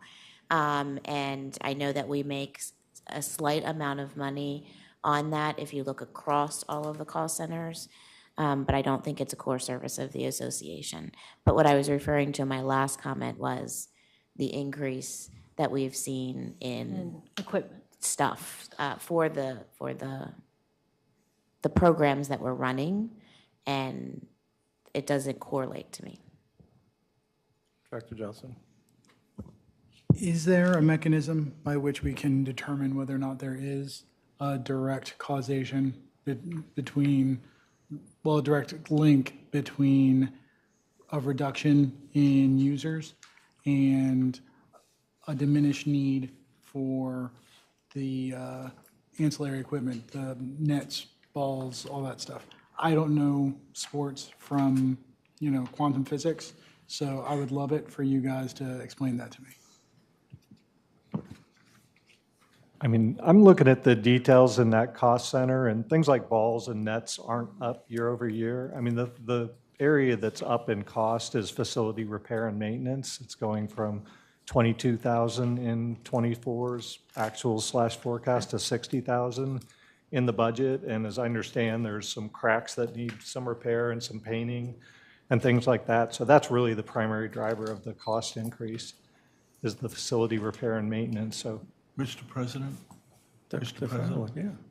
Why aren't, if it's $60,000, why isn't that a CIP issue and not an operating issue?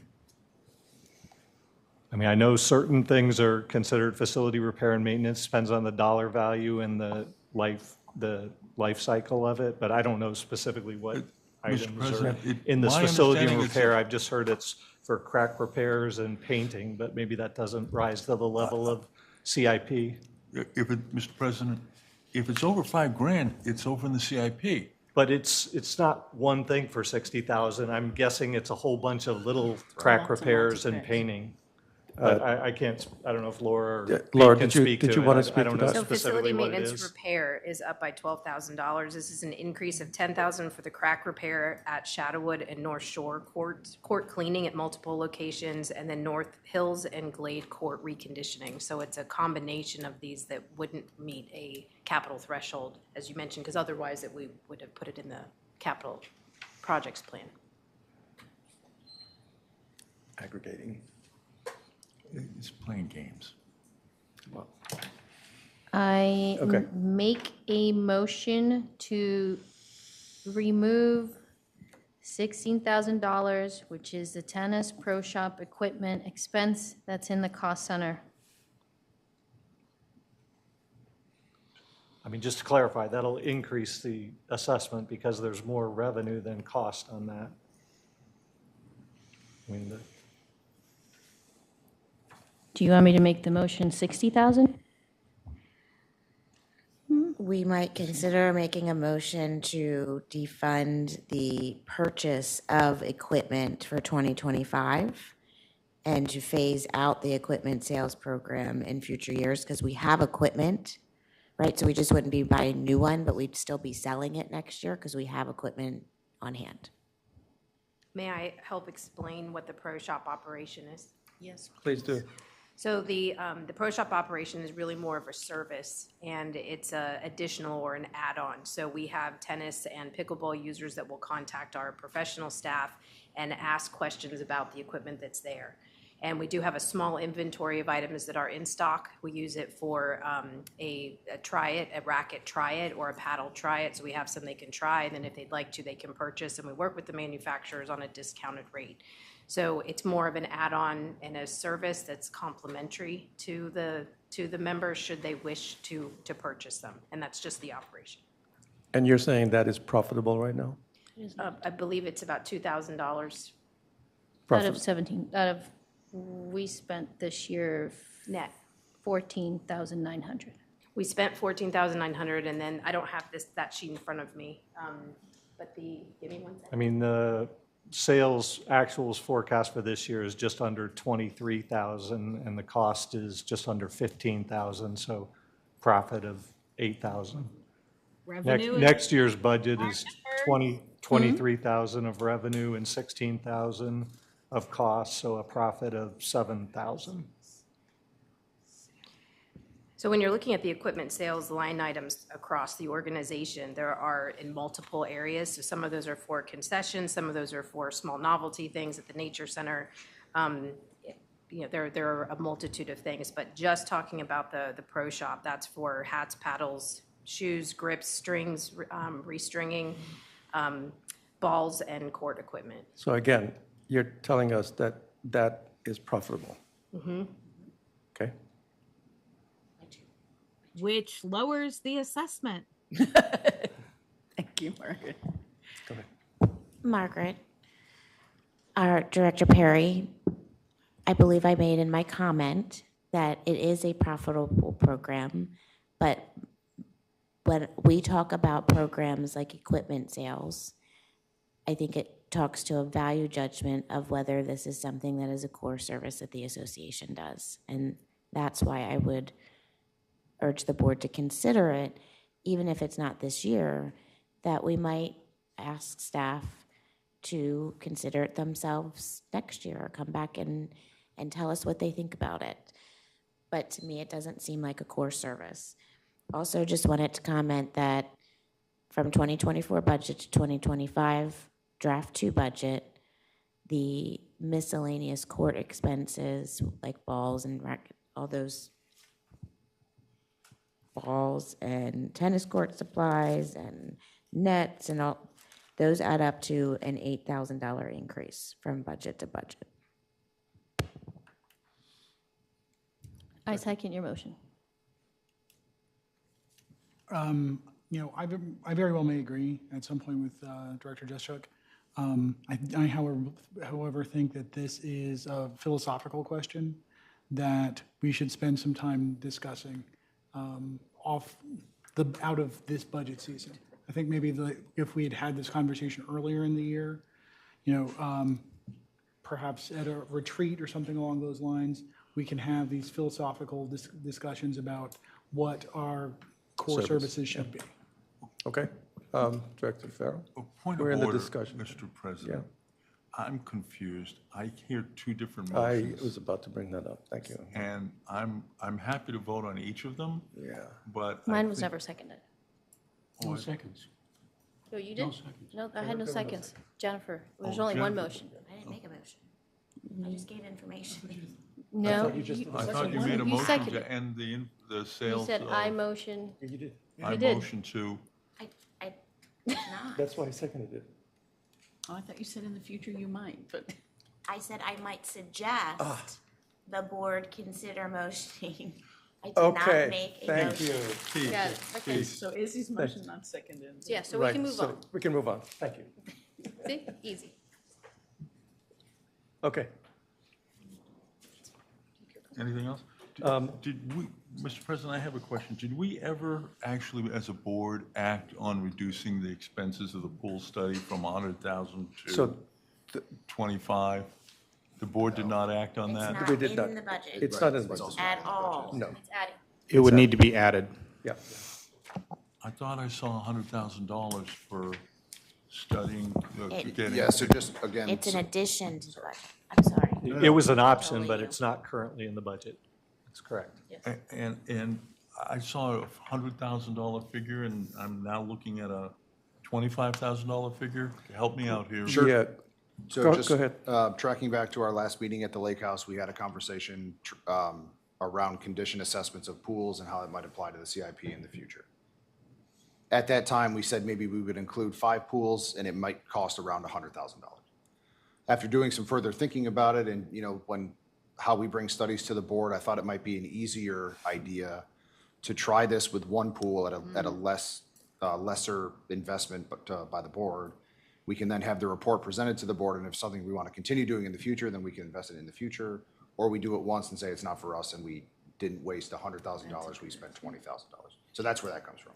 So then we would need to direct you to add that amount, and what would the amount to do in a site assessment for one pool? I think we could do it for $20,000. So moved. Direct the staff to add $20,000 to the budget, do a site assessment for one pool of the staff's choosing. Second. Motion has been seconded. Any discussion? All those in favor say aye. Director Perry, can I see where you are on that? Okay, we've got 1, 2, 3, 4, 5, 6, 7 opposed. Director Jeschuk opposes. That would be 7-1. The motion passes. Thank you. So, Mr. President, I lied earlier when I said I had done all my motions. I have one more. We know. And it's a. I want, Director Farrell, I want this in writing that you have just one more. No, we got it. Go ahead. This is Go it. ahead, go ahead. This is very personal. I am a skin cancer survivor. My father died of skin cancer. What I've discovered by being a survivor of skin cancer is that I got it when I was 4 because I was exposed to the sun. At North Hills, the wading pool has no shade at all. We are asking for those kids who go to that pool to come back and have skin cancer a decade or two from now. I'm asking the board to support a motion for $7,500 to put in a super umbrella at the wading pool at North Hills. Seconded. Second. It's been seconded. Any discussion? That's in 2025. Yeah. Director Perry. I'm confused because that's not the only pool that has a wading pool that doesn't have an umbrella. So why are we only caring about that pool?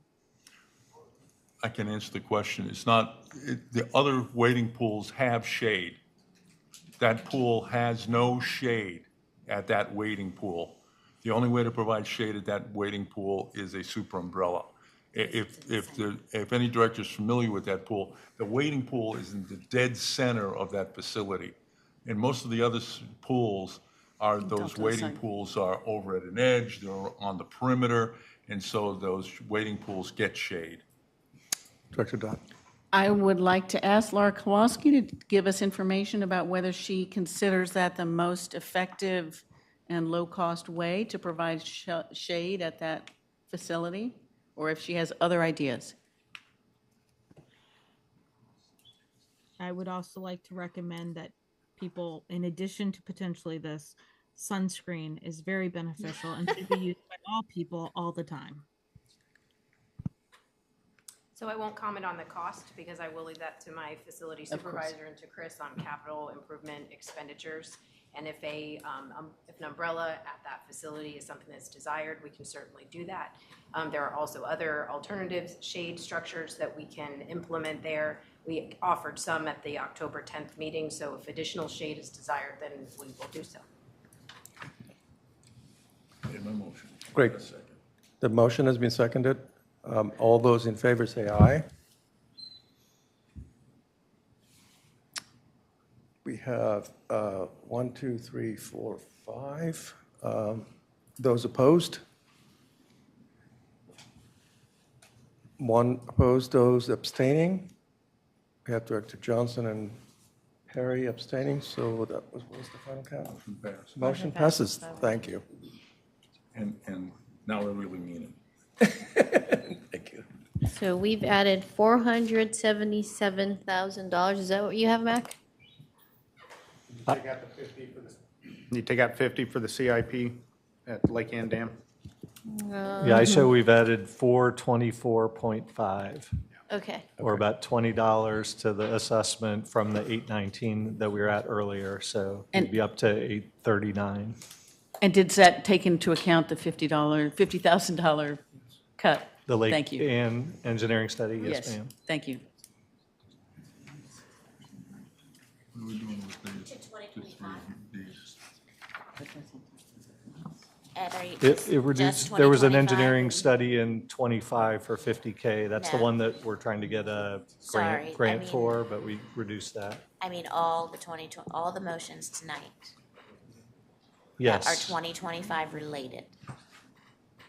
Well, some of them were 25 and 26, like the So what Hook I Road, have- but, Right, yeah. so what I have is $304,500 for $14.13 change in the assessment, which would take us to $856.13 for 2025. Okay, I can read off the ones that I had and Yeah. check, you can check me on it. Or maybe we could take a short break and we can compare, is that okay? Let's do a Give everyone a- recess. It is 8:40, 10 minutes. Everybody okay with 10 minutes? Yep. 10 minutes, we'll come back at 8:50. All right, thank you.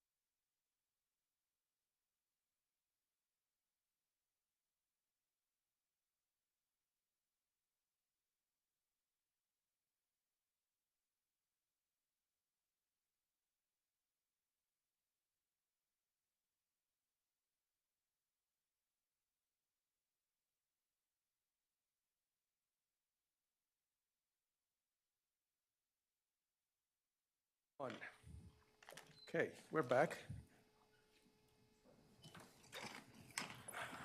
Hope you enjoyed your recess. Instead of 10, it was 20. Give you more time. All right, so we are now still discussing our budget and items and everything else. We need to go back to areas that we discussed where potential savings could come from to balance some of the additional items that we put in the budget. So I just wanted to say you took the break to confer to figure out if we all had the same numbers. And I think we're in agreement. And Ed, do you want to say where we are, or do you want me to say where we are? Whatever you want, doesn't matter to me. I'm happy to. From last week's meeting, we cut $130K from the budget. That was kind of on the top of the sheet that Mac had handed out earlier, so that brought us to $836K for the assessment. And then the new items that we've added tonight, I don't know if you want to read through them real quickly. I mean, it was $70K for pools, another $27K for pools, $110K for pools, the $250K for Hook Road, minus $50K for the Lake Ann engineering study, not doing that, trying to get the grant money, adding $10K for tennis revenue, $20K for the pool study pilot, and $7.5K for the North Hills shade. So that's a total of $424.5K for about $20 on the assessment. That brings it to $856 at this point. Sound right, Jennifer? And we didn't motion specifically on the tennis, but staff, I think, heard us have that discussion and conferred and took out 10,000 from tennis. For my benefit, what was in between your tennis and the umbrella at North Hills? It was the pool study, doing one pool for $20K is kind of a 20K. Thank pilot you. to have an engineering study done. Okay, thank you. So I'd like to do a motion, and Mac handed the board, so if you want to take out that sheet, I'm going to be reading from it. So I motion to reduce staff training, item F on our sheet, by $10,000. Add in an additional $30,000 of transfer fee revenue, because that's minus on your sheet. Right. Okay. And minus means, because it's a revenue side, it's a plus. Taking out $30,000 from computer equipment and supplies, reduce 3 FTEs in the amount of $250,000 from the salary line, and reduce the comp study pool by $350,000. Sorry. Second. Can you explain that last 350? Yes, the salary budget, or do you want, sorry, Mac, would you like to do it? No, I just had a comment. Oh, okay. The comp study pool request by staff was $450,000.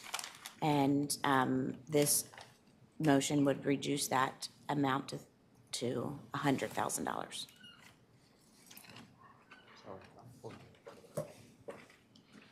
Okay, She's bringing it all the way down to 100. the motion was seconded? By John first, and I triple seconded. Okay. So Hang on just one second, hang on.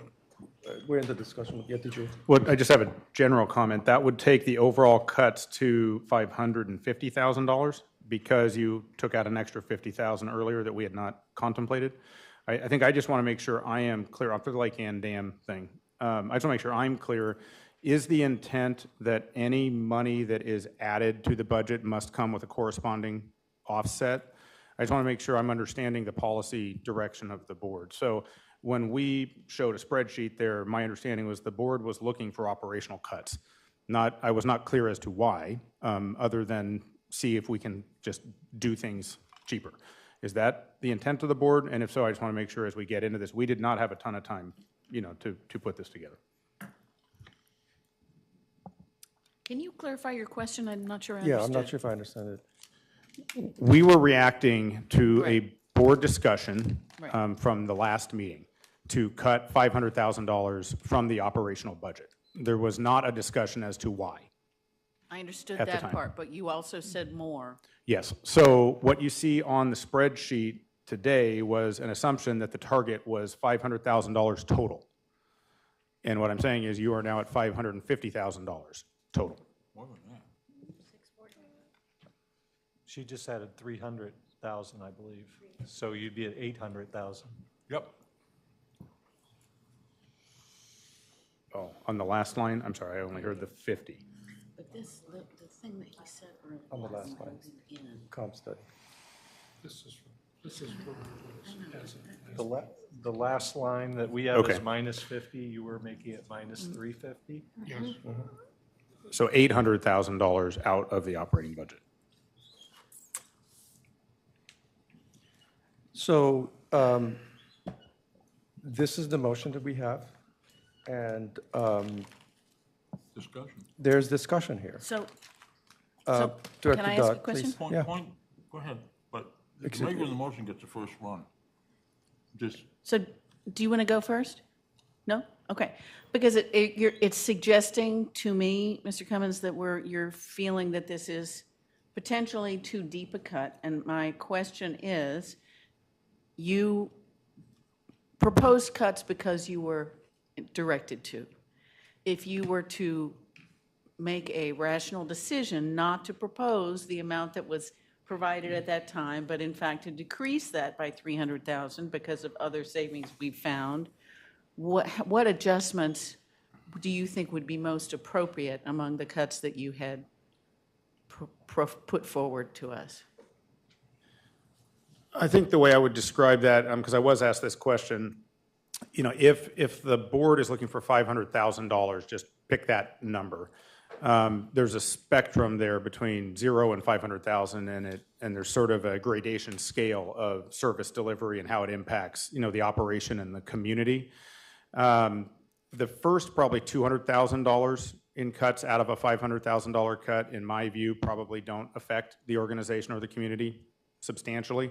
They're probably the same items that you all identified fairly easily, you know, in the budget, you know, to take out some of the trail maps and those sorts of things. Between $200,000 and $300,000 in cuts is where we start to get into some business model changes, and then as you get to $500,000, obviously there's a bigger impact. So, for example, the 3 full-time equivalents that are proposed to be cut. Forgive me, I was not able to be present for the last board meeting, so I don't know whether those proposed positions are currently filled or not. I can answer that question. They're not currently filled. That would bring the FTE cut to 6 in this one budget cycle. And so if you could have one of those back, which one would be most meaningful to the organization to recoup?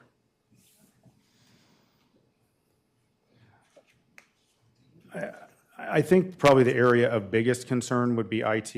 I mean, that's a business model that we are still playing around with. And as everyone knows, we really want to transition from a virtual CIO to on-site staff. The question of the total dollar amount is still out there as we try to identify what skill sets we can get at what salary rate, and does that mean if we can get that done in 2 people, there may be some salary savings, which is really what the proposal out there 2 was. people rather than 3, Right. yeah. But we don't know that. So the current budget shows 3 people. If you cut out of that account, you're going to 2 and making that decision. So if you were to ask me which is most important of the 3, it's probably that. But it's not that losing the other 2 don't cause a service level impact. And can you tell more about the HR position that's among those 3?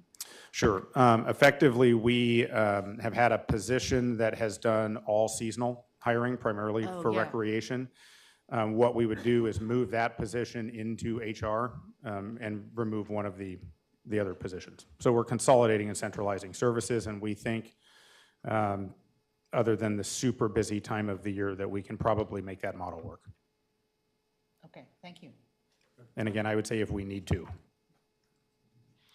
Thank you. I have a series of questions. So staff training, what do we think that we would lose with, by cutting staff training? I think And that's everything I'm asking is at the amount that's listed here? Yeah, it's the amount.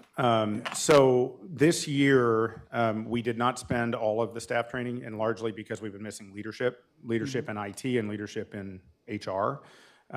We have made a concerted effort to make sure our folks are getting trained in the way they need, but also putting additional focus on new areas of training, notably around management, leadership, and DEI. So, but we're trying to fill those roles in the near future. Yes. So should we fill those roles, we will then have a shortfall in staff training. Yes, I think that one of my thoughts, though, again, if we're aiming for this $500,000 number, there's an order of magnitude to answering that question. A $10,000 cut is not nearly as impactful as a $30,000 cut, which that has been floated around out there. Agreed, and I'm coming to that one next. So transfer fee, what does that mean? That would be an increase in revenue shown, which has the effect of lowering the assessment. And it basically makes an assumption that we will have more homes transfer and that you're going to take advantage of the percentage that you can increase the transfer fee. What's the likelihood of that? Is that really a feasible number based on? Ed's got the crystal ball. Yeah, we toyed around with that, obviously. Interest rates are coming down. There may be some factors that would lead to that conclusion. It's $30K. I mean, we're definitely not showing like enormous increase there. Right. Yeah, I don't have much to add. I mean, we are forecasting about $320K this year, and we put $340K in the budget for next year, and it was suggested to add $60K to that. And really, you know, the driver is how many real estate transactions there's going to be next year. So, you know, with interest rates coming down, hopefully there'll be more and we'll be able to drive a little more revenue. So we put in another $30K. But so this is a fingers crossed number. A guesstimate of how many real estate transactions there'll be. Okay, thank you. Now, computer equipment and supplies. I'll come to you. You know, this one you guys know is dear to me. I say this for two reasons. One, industry standard is that there's usually a 2-year life cycle for equipment. Extending that can lead to unforeseen costs in repairs, things along those lines. Machines that go out of warranty, so then you'll have to make repairs that are more costly perhaps than buying new equipment. Cutting your refresh cycle is probably not wise. And the second reason I say that is because, you know, I recall last week, members of this board were conversing about an email that we'd gotten from a member, and numbers of us agreed that, you know, transferring to more digital processes would be in our best interest. Cutting equipment and supplies doesn't seem like the best thing to do in that environment. That's statement, not question. Moving on to the reduced 3 FTEs. BA, is that the business analyst? Yes. So we'd asked you to perform process analysis of the entire organization and do have someone document potential improvements, correct? Yes. If we eliminate the role of business analyst, can we do that? Nowhere near as robustly. I mean, we would be having department directors in addition, or managers in addition to being out in the field doing their jobs, trying to find time to do the business analysis of the revenues and all sorts of other things. Thank you. HR, do we have a full-time HR director working in SLT at this very moment? There was an email that was sent around. I did. I'm asking Yes. a question. I think if we get into personnel matters. Fair enough. we Fair need enough. to I go will to withdraw. executive session.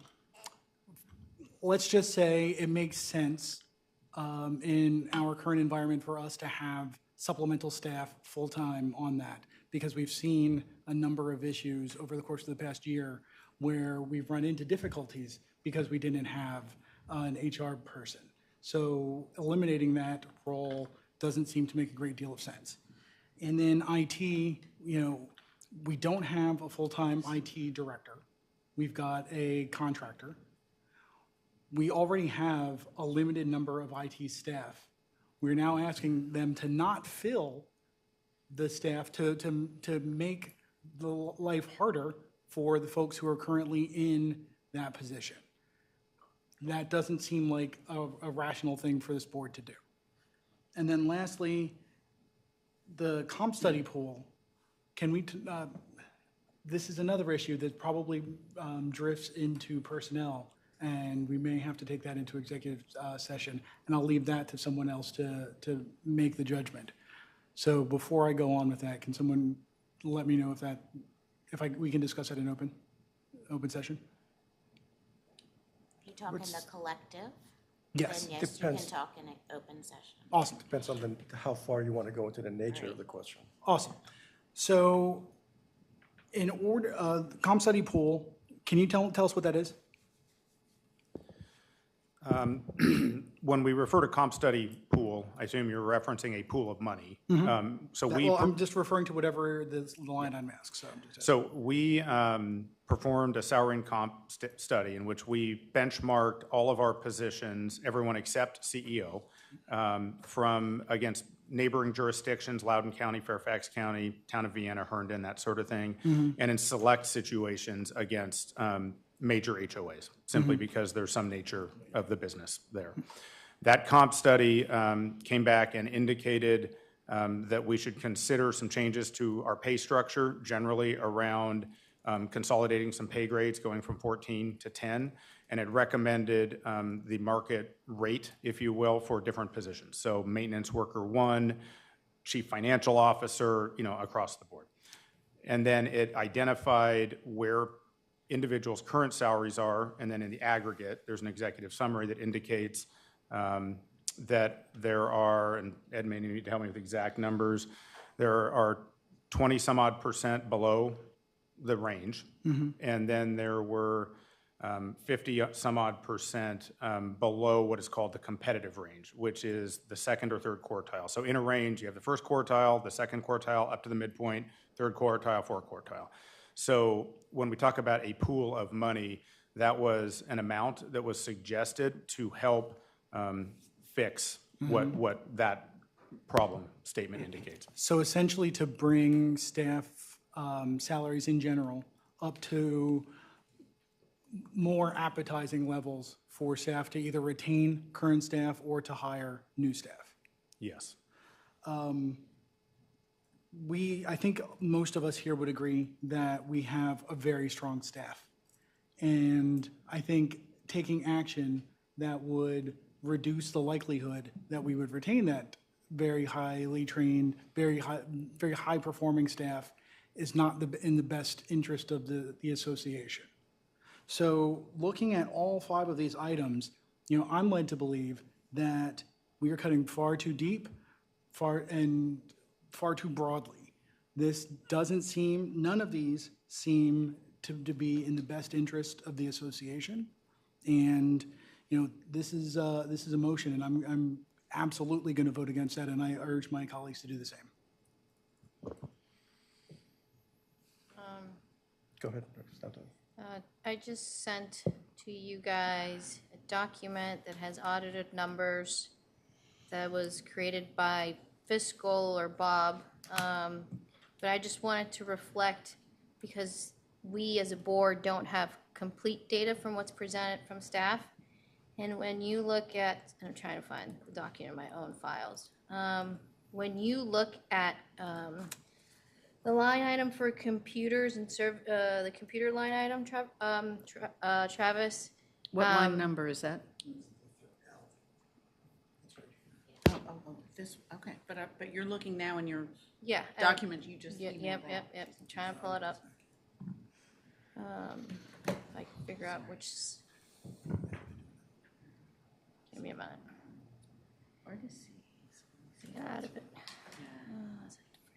Okay.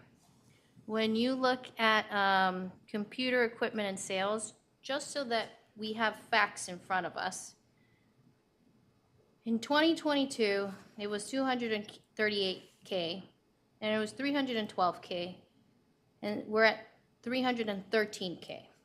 So my question has been, and I agree with you, we need to have a strong, robust equipment in order for cyber hygiene. I don't have to get into this. But now we're jumping, our forecast spend is 368, and now we're jumping it by 30,000. So my question to this body is, why can't we just remain flat? Because the budget has increased in several years.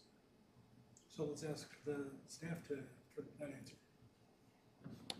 So we proposed the $30,000 reduction in front of you tonight because we think that it achieves, to Director Johnson's point, the replacement schedule that we'd like to have for our machines for staff and reduces some other nice-to-haves that we had planned to replace for next year. So in our opinion, this doesn't put any staff in a bad place as far as replacing their laptop or other machines that they may have, but it does take away some other items that we had planned to purchase. One of the reasons for the jump last year was the purchase of the POS systems at the pools. So now we can sell things at the pools. We weren't able to do that in the past. So the $30,000 reduction for this year reduces some nice-to-haves, but still retains our replacement schedule like you were discussing. What are the nice-to-have? There were some TVs in there, some other pieces of equipment, like the lake house, for example. We had looked at maybe doing that. But again, in scrubbing the numbers, this allows us to replace the laptops for staff. There's some old desktops at CSF that we would like to convert, but we don't have to convert. So that's where that $30,000 number came from. Just to ask, because now I'm going to get an IT guy for a second. When you say you don't have to convert, you know, what operating system are they really running? I mean, this is important.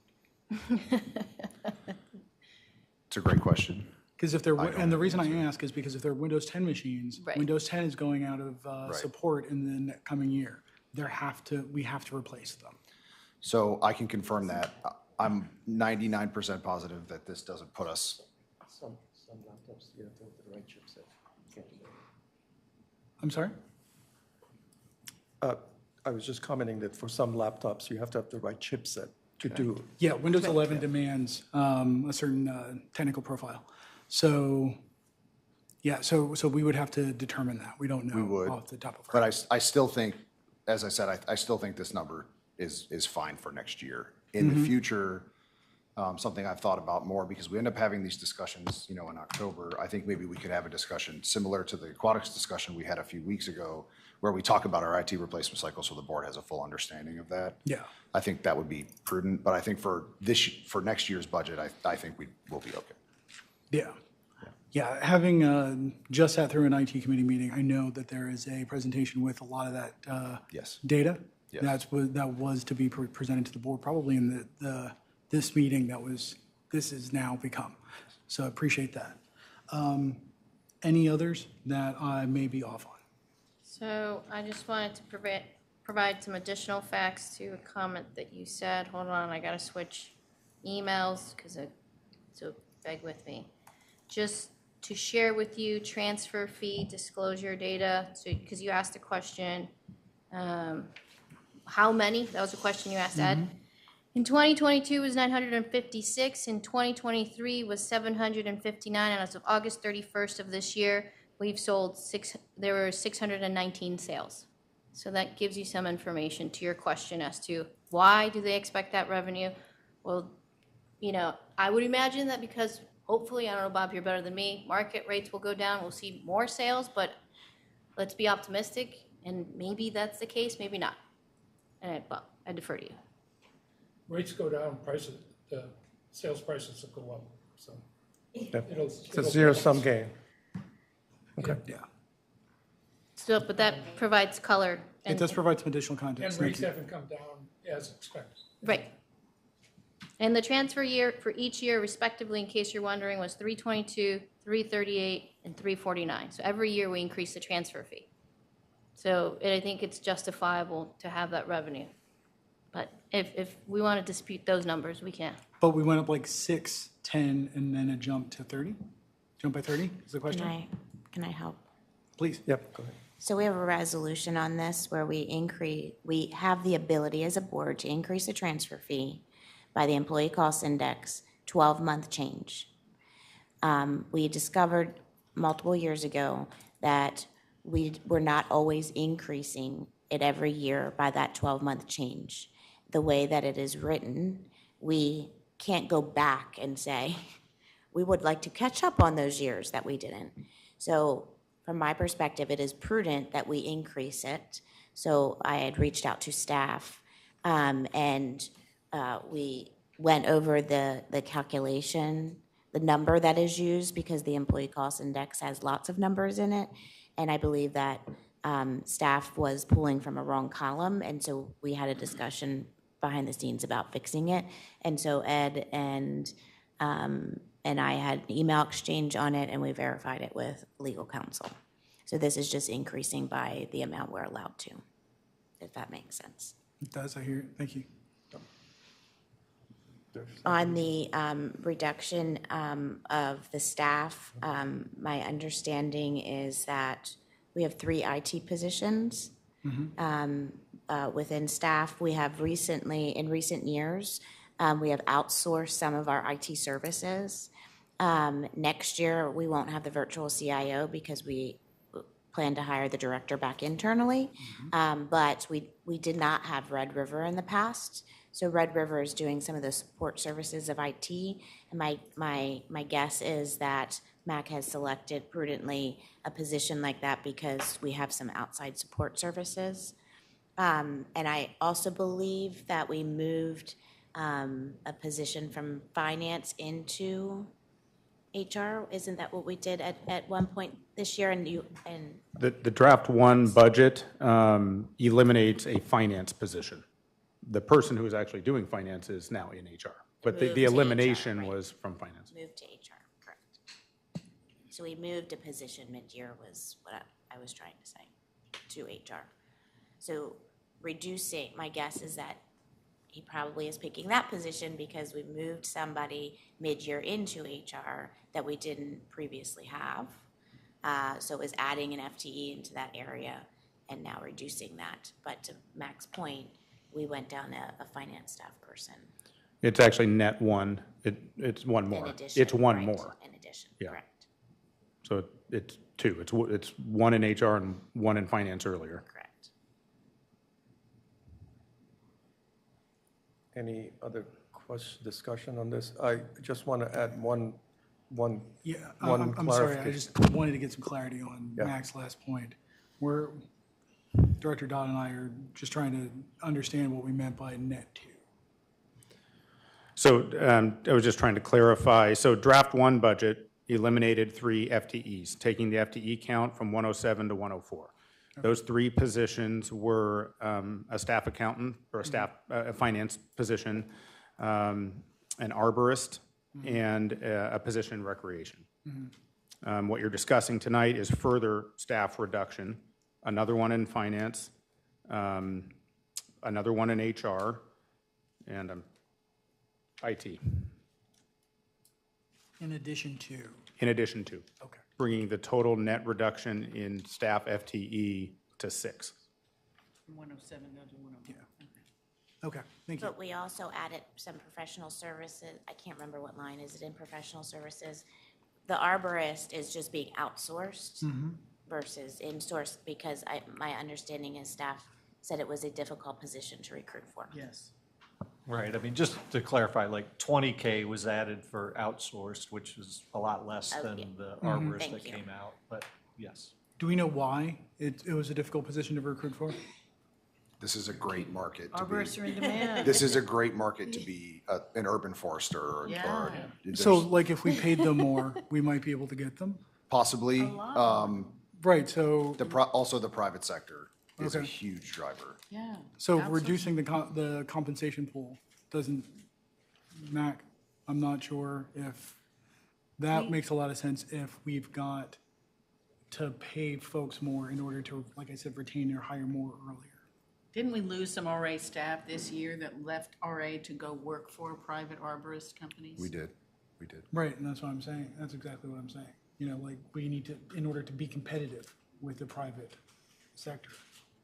But if we can meet the need by outsourcing the responsibility, I don't think we need to have those people on staff. And we do still have 1 vacant arborist position. We cut 1 and still have another vacant Oh, one. yeah? Mike, a question for you on the comp study. As I understand, and correct me if I don't have the number right, it was about a 97.5K to bring certain number into the, what I would call the zone. You call it the first quartile or second quartile? I'm going to ask Ed to confirm me on this. I think you're combining two separate things that we've talked about relative to the comp study. The number to get the 23 employees that are below the new minimum, I think is 47K. 47.5, yeah. Okay. But the number you're referring also there was a potential equity issue that was also That's, being addressed. I that was combined also a those little two. less They than added up to 50K. about 97.5. So, I'm correct? sorry, I need to hear what Ed's saying. Can you finish your sentence? Just hold off. Let me finish what I'm saying first, please. Did you? Do you want to? Yeah, I mean, in addressing your question, and yes is the answer. It's under 100K. Okay. Could you just recite what we just talked about for Director Dodd so that she understands what we're doing? I think, Director Dodd, your question related to follow up on Jalal's question. So I had heard your answer to the 47.5, and you were starting to talk about the other component, and that's what I was not able to hear. Forgive me. There are some. The comp study points out some things that we should be cognizant of. I appreciate it. Yep. Secretary Petrine has updated me on some of Okay. those things. Thank you. Okay.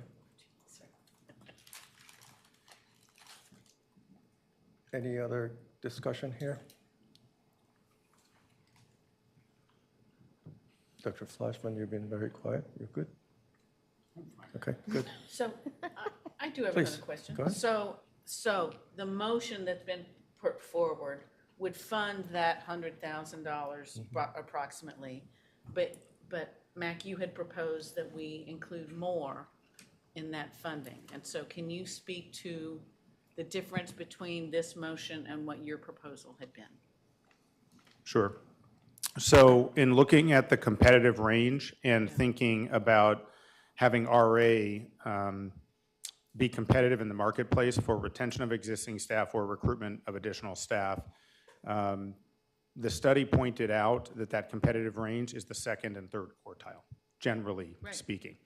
So in our analysis, and you may recall we discussed this at the study session, to bring the entire company to the midpoint, which is in between that second and third quartile, is a very big number. In fact, it's over $1 million. So we did not feel like that would be a fiscally responsible, holistic number to be suggesting, particularly in light of the other budgetary things that the board seems particularly interested in for next year. So we looked at what it would take to make us competitive in our mind to suggest to the board, and that was generally to move and to create a blended average. This was not meant to be a COLA that was sort of generally, just swept across the entire company. But what would it take to bring employees up into the top of the first quartile at what we call the progress point, that's in between the first and second quartile, and to look at a 2-year strategy to move us into a more competitive range. So the $450,000 would move employees into a range and up to the top of the first quartile. And that would, I'm sorry, the 450 would accomplish that? Yes. The first quartile. And so the motion fails to achieve that goal. Can you speak to why you think that's reasonable? I can in executive session. Thank you. Would we be amendable to going to executive session and tabling the motion? Right. Don't have to table it. Okay, well. No. Yeah. You don't have to table the motion to go to consider it an executive session. I move to go to executive Hang on. Mr. President, may I Yes, suggest please, yes. that that we inquire as to whether or not there are any other budget That's, motions before we go into executive session. I'm happy to go Yeah. into executive session. I just, if there's any other stuff we need to get out of the way before we go there, I'm inquiring of my fellow board members if there are any other budget amendments that we want to consider before we go into executive session. asking the board, are there any other budget items that we need to discuss? I'll just reflect to leave it in the record that according to the Excel sheet that was developed by people much smarter than me, people cost as a percentage of total expenses is 57%. Other total expenses are 43%. Just wanted you to know the facts. Okay. You want to make a motion to go into executive session? No. Okay. You asked if there are any others. Yes, and I'm sorry. I had two, if that's helpful. Would it be appropriate to discuss them now as opposed to? I'm happy to discuss them now. In the budget, there is a line item for staff to travel to other HOAs, right, to do travel trips and learn, and it's for $20,000, and I am wondering if it seems more prudent to ask staff to do one travel trip and then one local trip, meaning like one I get on an airplane and go, and one I go up to Columbia Association or to somewhere local, and so that we're using like $10,000 of money instead of $20,000 of assessment money to do those types of items. And then the second one is professional services. Our professional services budget has increased, and I'm sure Izzy and Bob can regale us with the numbers over the years. But we have been funding the last several years in management, or I think at one point it was corporate and board, now it's moved to management, but essentially the CEO's professional services line, about $4,000 plus the cost of studies, right? Things that we talk about as a board during budget session. And my understanding is there might be an idea for something related to DEI, but right now that budget is sitting at $70,000. And so I would love to hear other people's thoughts. I was thinking about a $20,000 budget for professional services in that line item to cover whatever the DEI initiative would be, because I don't think that it is costed out at 70. I think the rest is potential money that we might spend on other studies. And I think as a board, we would certainly have the option, if MAC brought those studies to us, to fund them at the time that those ideas came up versus holding budget money.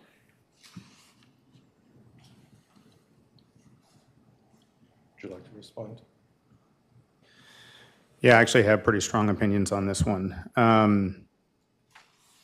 Yeah, I think we need the 70, it's actually 50 and 20. It's two very specific things that we've talked about with the board multiple times.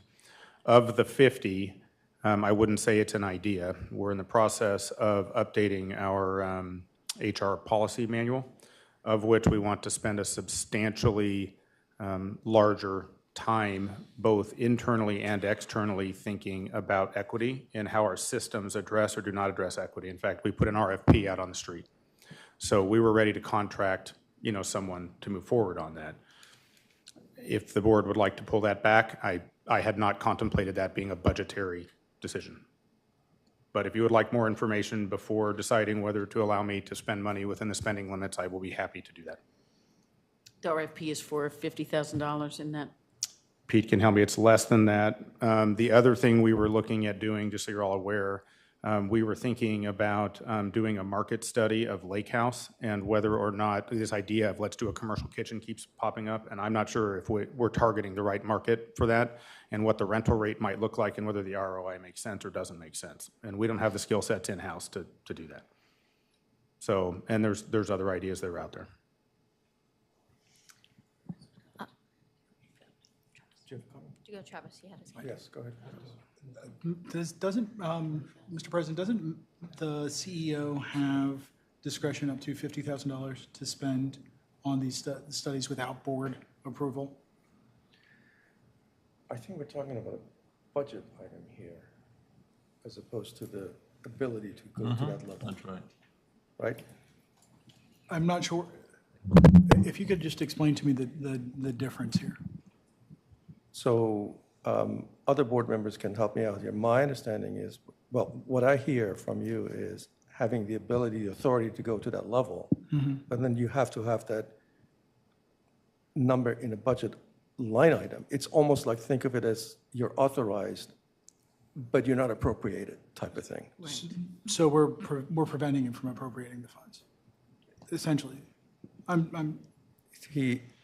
We're taking away the funds, so it's not there the for him to language that appropriate. maybe you and I can understand, and please help me out here. He's authorized to go to that level, but he has not been appropriated based on not having a line item in the budget Right, for that amount. There won't be money there for him to appropriate. Because we haven't given it. Right. Right. Okay. Please, other board members can jump in there. No, you nailed it. Okay, thank you. Question, are you satisfied with the answers, or do you want to make a motion as to those two questions? Don't we have a motion on the floor? I'm sorry? No, it was not a motion. No, I It was- just, I It was asked commentary. for Yeah, informational. She No, said actually, for, I was talking about this motion. We do, but we 350 is decided. pending. I'm we- trying to, We we're going to go tabled. into executive session, Mr. President. The intention was to go into executive session to discuss the 350. Right. What I was trying to clear out before we get there. Any was, other? Or are there any other budget changes? Okay, and I thought And- that you were just asking her to make one, that's why I'm asking. No, I'm just asking her, Any were there other- any other budget issues? Director Juszczyk raised two, and what I'm trying to get to now is, having heard the answers to those inquiries, is Director Juszczyk interested in making a motion on either point, Mr. President? I don't want to make it now because we're in the middle of a motion, so, but I would make a motion on the staff travel trips to reduce by 10,000. And happy to do that after we come out of executive session. May I suggest that we handle those Sure, after we come out of the executive session? absolutely. Because there might be some information in there as well. Yeah, I Okay. was just asking Yep. for feedback Yep, on what. understood. So I think at this time, we are ready to go into executive motion, so I need a motion for getting us into the executive motion. Mr. President, I move that the Resident Association Board of Directors go into executive session for the purpose of, do we have any contracts? No contracts. No contracts, for the purpose of discussing personnel issues. It There is no is- council, so we can't consult with That's right. council, so No- that kind of right, narrows no it legal- down. that's right. Is there a second for that? second. All those in favor say aye. Aye. Aye. That is unanimous of all. Thank you very much. We're going into executive session.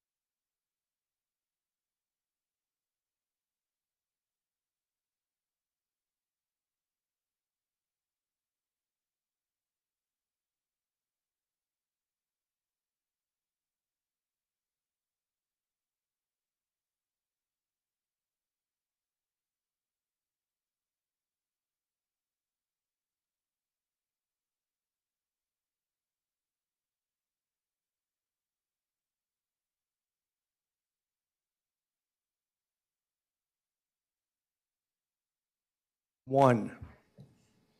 Let us know when we're back in the open session. Recording in progress. Okay, we're back. I need a cleansing motion. Oh, no, you don't. First, you need a motion to extend the meeting. Mr. President, I move to extend this evening's meeting to 11:30. Is there a second? Second. Those in favor say aye. Aye. That's unanimous. 11:30 it is. Mr. President, I move that the RA Board of Directors certify to the best of each member's memory that only personnel items were discussed during executive session. Is there a second? Object. Contract.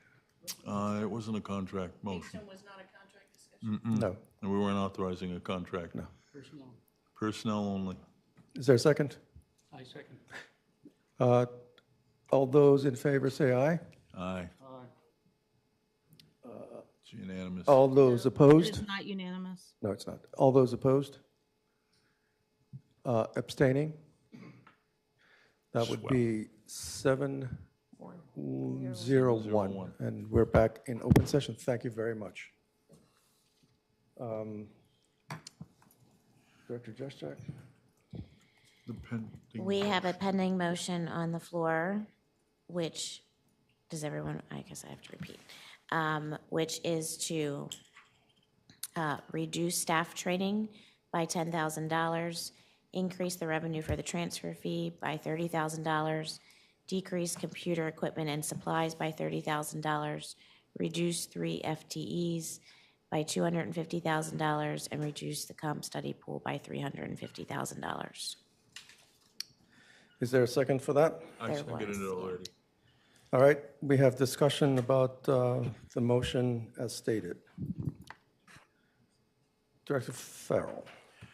Mr. President, it had been suggested earlier that we all would have benefited from having a conversation with PRM. Unfortunately, we haven't had that opportunity. I carefully read the PRM study, and I found it unpersuasive. I actually looked at the different HOAs that were referenced in that study. I mean, some of them had 20 employees. Some of them had membership of less than 1,000 houses. There's only one HOA that was comparable in any way, shape, or form, and that was Columbia. I don't find us competing with Fairfax County. I sure don't want us to compete with Fairfax County for compensation. Fairfax County doesn't have a covenant staff, as any. And there are a number of other functions that we alone do. And Arlington doesn't have them, and Loudoun doesn't have them, et cetera, et cetera. So I'm not persuaded that we need to spend, and given the attrition rate that we're seeing, I'm not persuaded that we need to ask the membership to come up with, what is that, 350 divided by 24,000 homes? 21,000, well, equivalent. I mean, I'm not going to ask the membership to do that. So I'm going to be supportive of the motion because I don't find the intellectual basis for a greater increase to be sustained based on the study that I was given the opportunity to read. Okay, thank you. Any other discussion on this? Any other board members wish to speak on this motion? I would like to make some comments. I'm sorry, go ahead, Margaret.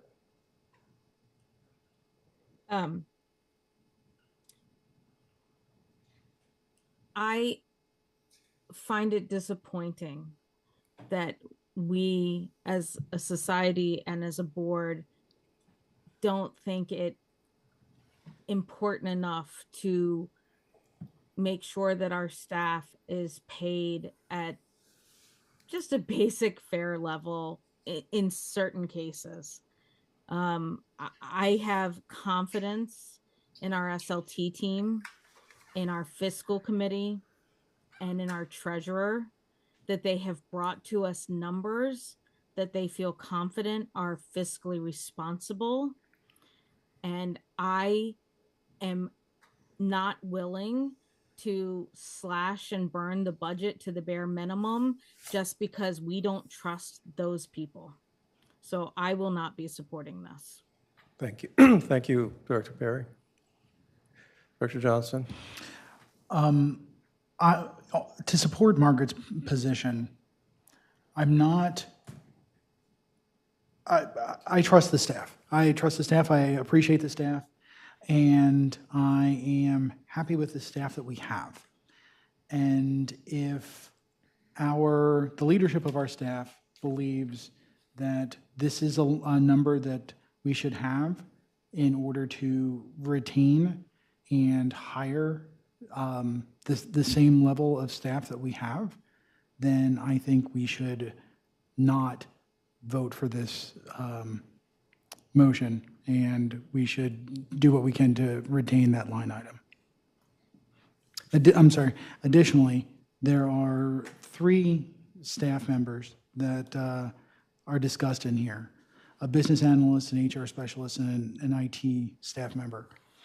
In conversations with the SLT, we heard tonight that they should have all of those staff members in order to accomplish activities that we've asked them to perform.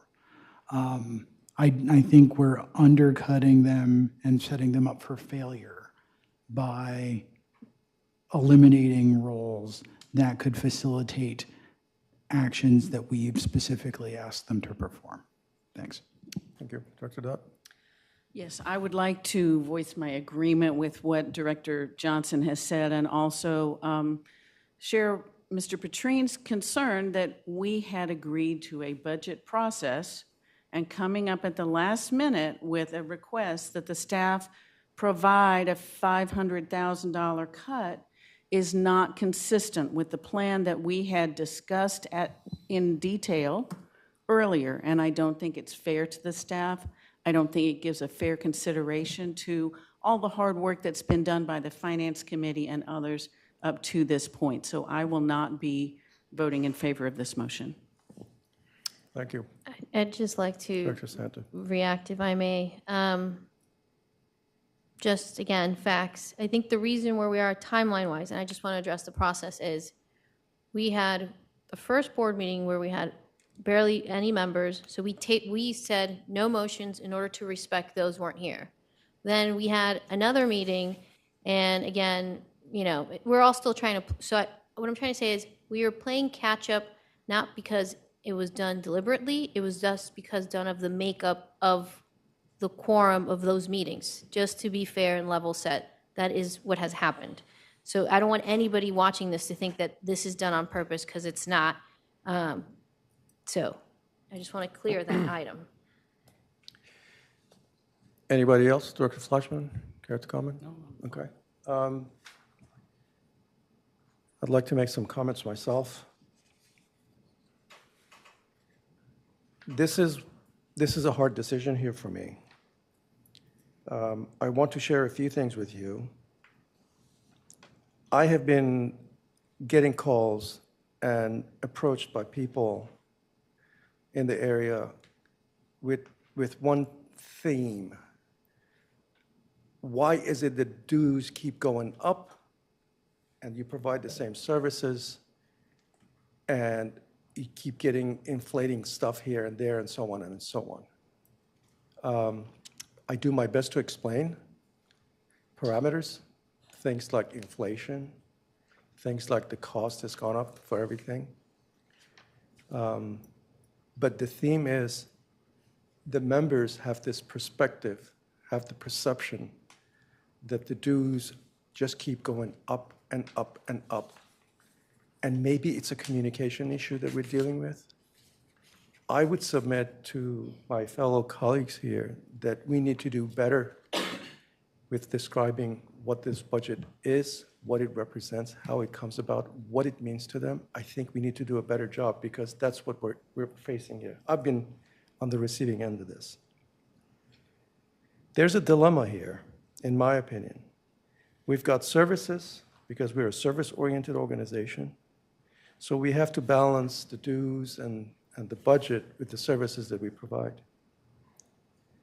I have to admit, having gone through the comp study in the short time, and when I say short time, I mean that, combined with all the hours that we have to spend, that I have had to spend as a volunteer board member here, doing other board activities, as well as reading detailed material and so on.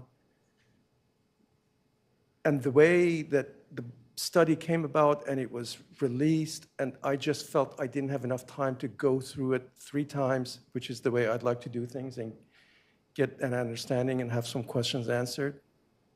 I got stuck. I got to a point where, in terms of handling the budget process that we're doing right now, I had to set it aside. As I said, I would have preferred to have received a presentation, a discussion, similar to the discussion we received from the annual survey that we did, where we sat down here and the analyst gave us a detailed briefing, and we had questions. We had asked a lot of questions, but it helped us understand what it was about, what it meant, how the methodology, for one reason, because we felt comfortable that we could explain that to people. If people approached us, we could explain what it was, what it meant, how it came about. I don't have that comfort level right now with this comp study. I'm not comfortable. I think we're rushing this.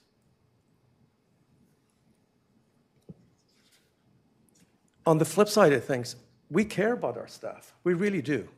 We value them. This is a great organization. I have to compliment the SLT for all the improvements that they've made.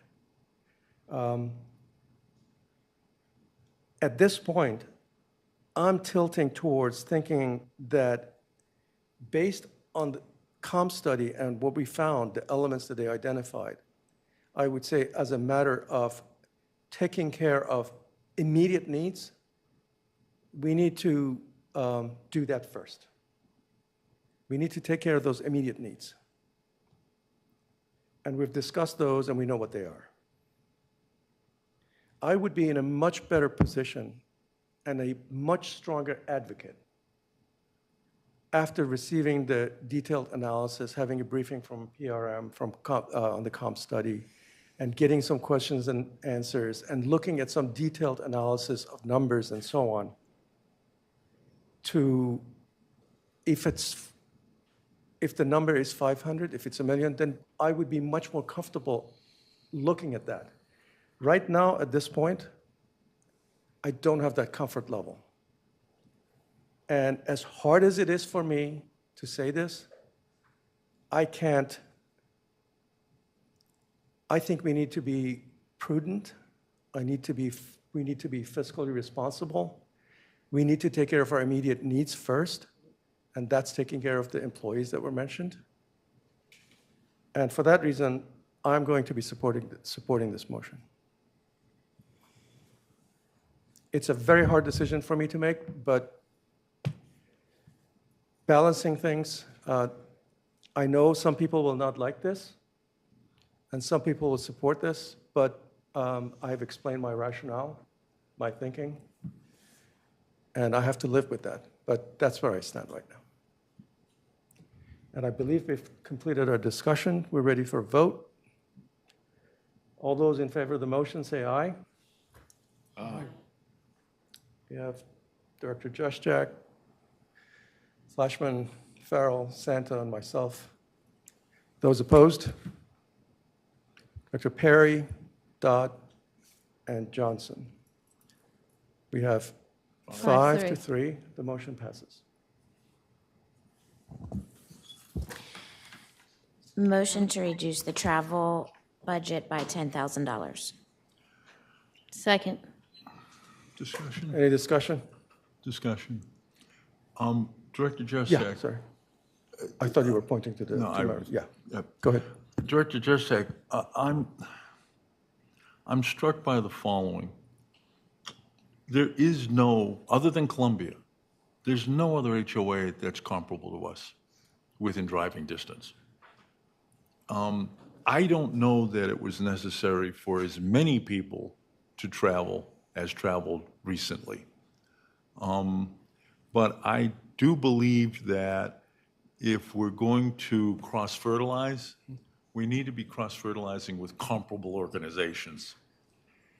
Other than Columbia, it ain't it. You gotta go to California, you gotta go to Florida, you gotta go to Texas in order to find an organization with the complexities that we have. So I want cross-fertilization. So I'm a little bit hesitant to support your motion, which is unusual, but I just don't want to say to the staff they've got to find the solutions or inspiration within driving distance, because there's nothing there. You're knocking on a door where nobody's going to answer on the other side.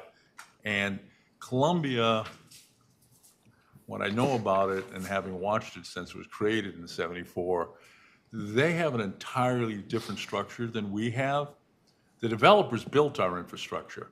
The developers built our pools. Columbia had to pay to build their own pools. They have a debt structure that would scare me to death. And I don't know that there's a whole lot of lessons there. It's 50 cents on the assessment. I can't get there with you. If there was some way to say fewer people, I could get there. But I'm just, there's been a practice here in Reston to basically, well, that's how we've always done it. An inability to say, well, how did anybody, forgive me, I didn't mean to use vulgarity. How did anybody else do it? And the only way to do that is to get your boots on the ground. So I can't get there with you. Okay, thank you. Anybody else, any discussion on this? I'll just say, there is desktop research that can be done, and there's also virtual meetings that can be scheduled and learn best practices from other companies or from other associations. And I of the mindset that, I don't know if we've done that, we just identified a couple of places, but we can still achieve some of the things that staff wants to do by carrying conversations. It's a hybrid world, and they still have $10,000 to travel. So it's a nice to have, not a must have in my book. And I would say if the motion was less prescriptive and just say $10,000 and staff can just spend it as they wish, but I don't think we need to lock it down to a jurisdiction. Thank you. Any other comments? Yeah, go ahead. I just want to be clear, I just want to be clear, my motion was to reduce the travel budget line item by 10,000. So not prescriptive. My suggestion or my idea was my idea from earlier. Matt can do what he chooses with this money. This line item in particular is near and dear to my heart because it would, from my understanding, it did not exist before I gave the suggestion for it to exist when our prior CEO was here. So I'm very supportive of this type of program. And I just think that it is possible to achieve it with $10,000. We also have increased the staff training budget, and I actually think some of those dollars could go towards this trip for the staff members that are going to learn about what another association does. So to me, I feel like we're giving more than adequate funding for staff to be able to accomplish this. And I actually wish this line item was in the training budget because I think that it should really all be combined into one bucket and then staff can use it however they want. Thank you. Yes, Director Flashman. I'd like to speak to the comments made by Director Santa, and that is that in order to really establish any contacts of value, in order to establish any contacts of value, I think that those contacts have to be made face-to-face, and they can be continued online or virtually. But the real connections are established when you meet and spend some time together to get to know each other and to understand the basics of what you're dealing with and where you're going for the future, and then you can do a lot of follow-up video conferences and that kind of thing. So I think that the money ought to be stayed at the 20,000. Thank you. Any other comments? Can I just offer, and we're spending a lot of time talking about benchmarking. I can't imagine other things coming up. So for example, I've talked to you all about raising the profile of Reston nationally and/or the fact that we should be tapping into, and I'm not sure, and I mean, we have some very big CAI folks, in the organization, but they also represent a number of entities that are nowhere big as ours. So for example, we have talked about a summit, and could we organize that and have the CEOs or the other, so I can imagine things that can start to come together. I've certainly offered to the other major CEOs of the big organizations that we'd be happy to host, over time. We're busy and trying to figure out how to fit that into work plans and stuff, but it's not solely a benchmarking exercise. Yep. Now, I also think, here's something to think about as we talk about the big model going forward, which is capital, and how we are going to think about the 9-figure of capital need. It is good to know how the other major associations are funding, and frankly, most of them are newer, so they don't have to fund yet, but it's the rebuild cycle. It's not the maintenance cycle. It's okay, are you going to keep the same number of facilities and completely rebuild them? And were you setting aside a separate fund for that? There's many of the other HOAs have tax districts the way we have tax district 5, so there's a lot of value in that. Why do I mention that? From a timing standpoint, to the extent that everyone's talking about wanting to have a much more robust CIP conversation next year, there is value in trying to gather as much data as possible, which is some boots on the ground. We learned some things in Denver which we would not have learned from a report. Okay. And a lot about the tax district. Thank you. I believe we've had enough discussion on this item. I will add my 2 cents on this as well. I think staff need to have their travel funding. There's a lot that will be gained by face-to-face meetings, and plus additional things. If we're thinking about moving Reston forward in terms of getting exposure and helping things, collaboration, partnerships with other like organizations, I completely agree with Director Flashman. It needs to be done face-to-face. So with that, we're ready to vote. Those in favor of the motion say aye. We have Director Santa, Director Johnson, and Director Dreschak. Director Perry, is she? She left. She left. Okay. Those opposed? You have Motion 3 to 4. 3 to 4. The motion fails. Thank you. Motion to reduce professional and technical support services line by $15,000. I'm sorry, but how much? 15? 1.5. 1.5, yes. And so that would be from 70,000 down. Well, actually, the professional services line item for next year is $1,021,371. Again, I gave an example, but it's $1 million line item. Second. So, being. The motion has been seconded. Any discussion? Director Johnson, I'll come to you.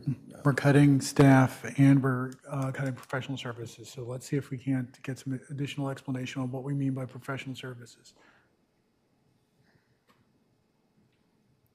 For me? No. Oh, okay.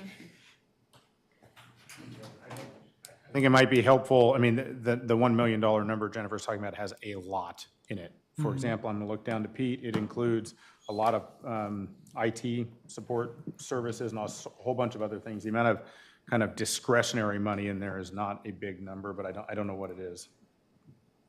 As Jennifer mentioned earlier, a good chunk of it's legal. That's one of the biggest pieces of it. That's 400-ish. IT is Red River and other IT stuff. We talked a little bit about like tree work, and there's various contractors that we use throughout the organization. So this does go back to a lot of the things that I spoke about the previous jobs that would be done by professional services. We're now advocating cutting those professional services in addition to the people that we've got on staff. I just wanted to make sure that that was clear before we voted. Director Fleshman. Yeah, I'd like to direct a question to Director Joshak, and that is, why did you choose the 15,000? What did you have in mind? During our previous, before the executive session discussion, part of the 70,000 example that I gave, gave two different things that he would like to do. And I added up those numbers and we were still under by 15,000. And I believe the 15K is in reference to Lake House. Is that what you're talking about? Or is that something else? Lake House was one of the Examples. The study for the kitchen at Lake House. I also say Lake House is very controversial. Anytime we do something at it, the members, and so I would actually think the board, like staff would probably want the board behind them when it comes to doing a study like that, because members come out and I don't know why, but they still do come out about Lake House. Director Dodd, Jim. So I just wanted to say that, Resident Association does in fact own the lake house now, however Absolutely. controversial that was. And so it would be a marketing study that would not be restricted solely to whether or not we add a commercial kitchen to the facility. I think a marketing study to evaluate how we can best use this asset that we've invested money into makes sense, and a $15,000 savings is not appropriate given what the potential is if the study gives us results that allow us to make better decisions. Okay. I'll speak for the motion, which is, we heard from Dave, we have to prioritize, refine cuts. For me, I'm just doing ruthless prioritization, and 15K for a marketing study for a kitchen or anything else that's encompassing of finding the value of the lake house is a nice to have, not a must have. In fact, if somebody were to say, hey, 15K, and let's add it to more pool hours, that is something that I think members want. 15K to trails, fine, but 15K to evaluate the marketing value of the lake house is not a priority. Okay. Director Farrell. I'm going to respectfully disagree. That's fine. No, I'm just, in fact, this is actually one thing that I think I've discussed with Mr. Lusk and Mr. Cummins, having been raised in the restaurant industry. That building is not going to generate a whole lot of revenue for us unless it has a commercial kitchen, based on my old man's advice, God rest his soul. So to me, it's not so much about enhancing the lake house, but actually making money off that. What was it, Money Pit? Yeah, I think that was the right movie. So that's where I see this as being a useful expenditure, is how do we get more money out of that thing, out of that white elephant? And that's what I see that's what I hope such a study would generate. So I'll be voting against the motion. Good. I think we've had enough discussion on this motion. I'll just.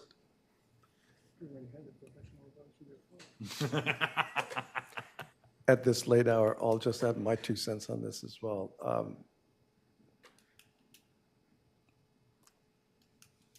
I don't want us to go after small amounts and give the impression that we're just being penny pinching and forget the sight of the big elephants. So this one I see as a small investment in terms of the study, and I believe the results that come out will help with a strategy, with a plan as to how to make that place into a more profitable place. So I am going to hedge my bets that what we get out of that is going to pay for itself in the long run. So I'll be voting against that. With that, all those in favor of the motion, say aye. We have Director Juszczyk and Director Santa. Those opposed to the motion? 2 to 5. Motion fails. Yep, motion fails. Thank you. Brittany, did you get the vote? Okay. Who voted out? Yep. Just in case somebody wants Thank to you. reconsider. Let's see, where are we at this hour on our agenda here? I believe we are ready for new business. Before we go there, I just want to. Whoa. No, we have. the We still issue got to of the fund the triple RF, or not fund it, as the case may I know be. exactly what I was doing. I was hoping that somebody would bring it up. Uh-huh. I have it here. Who's got jet lag, me or you? Moving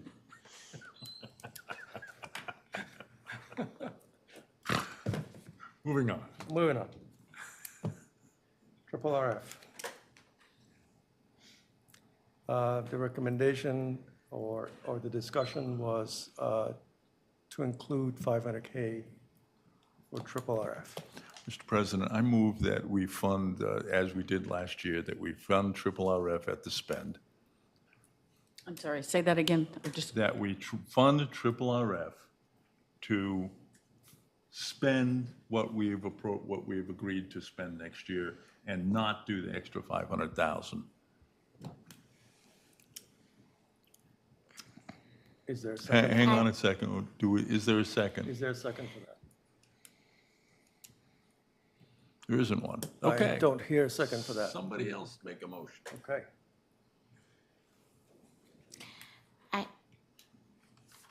I don't have a motion,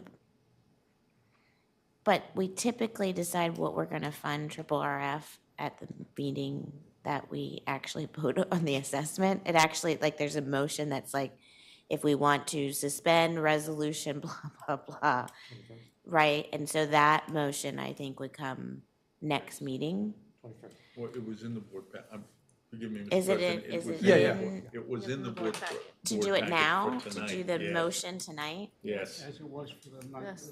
the last meeting. Right, and it's because we do the fees, we do the do the assessment number, we suspend, but like, so if we want to see what an extra number above or below triple RF is, I would think that that type of motion makes more sense tonight than finalizing and saying the board is definitely doing this for triple RF. What's the pleasure of the board here?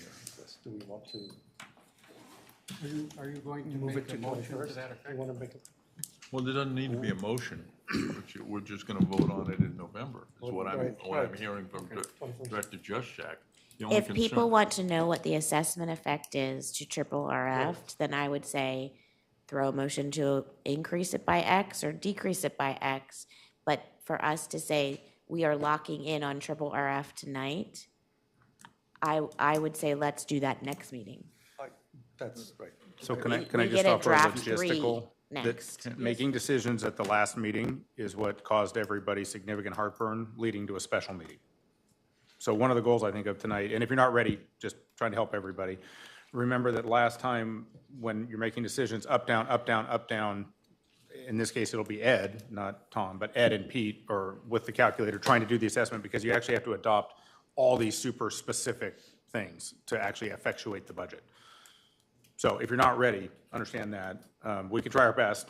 We were unable to have everybody get there last time. So we were hoping that we would know what to plug in, and you would just adopt it on the 21st. Is there any objection to waiting until the November 21st meeting? Okay. I don't want to throw a motion. You want to throw a motion? I tried to make a motion and I couldn't get a second. Yeah. We're stuck. I mean, Can you tell us what savings in assessment where we are right now with everything, all the numbers that we just, Let me try to do a rundown, because I was just adding that all up. would you guys welcome that information? If not, we can move on. Here, If we can do it quickly, yeah. here's what I'm showing for cuts from the operating budget. These are the first motions, a total of $207,000. That's $70K to keep the pools open, down to 1 day, reducing the close, and then adding, or $27K to keep the pools open 4 to 7 and the weekend stuff, and then adding $110K to keep session 3 open through the school district. That adds up to $207K. So those are adds. And then reductions to the operating budget, $130,000 from last meeting, totaling those 3 items. And then $670,000 that represents $30 in IT savings, $30,000 relating to revenue increases for the transfer fee, $250,000 in staff reductions, $10,000 reduction in the training budget. So that's what we've got there. That totals $800,000 in reductions to the operating budget. Now, on the CIP side, you asked for $50,000 to come out for an engineering study relating to Lake Ann. You asked for, I assume this is in CIP, Pete, $20,000 for the pool study to be added back in. An umbrella at North Hills Pool for $7,500, and Hook Road to go into 25 at $250,000, totaling $257,500, 257 point. So where, do you have a number for where we stand on the bottom line? And that represents Dues. what from assessment? I show the assessment being 825 after all that. 825. So Yep, that's what I have too. if we do a 500, if we think about the 500K for triple RF, that's about 23 and change. Well, it's also the effect that Dave laid out. Yep. One thing I'd throw out for your consideration, one of the things we are really concerned about relative to capital is a year-over-year increase, and we've always been concerned about that. I'm not yet clear on the board's temperature on behalf of the community for any 1 year's assessment increase. The more that we can fund capital, the better the problem becomes when you need to get to a big year in capital, so it's not as big a spike. And you certainly heard from the fiscal committee, you've heard from the treasurer, you're certainly hearing from me. So I don't know what the temperature is right now, but it's something to consider.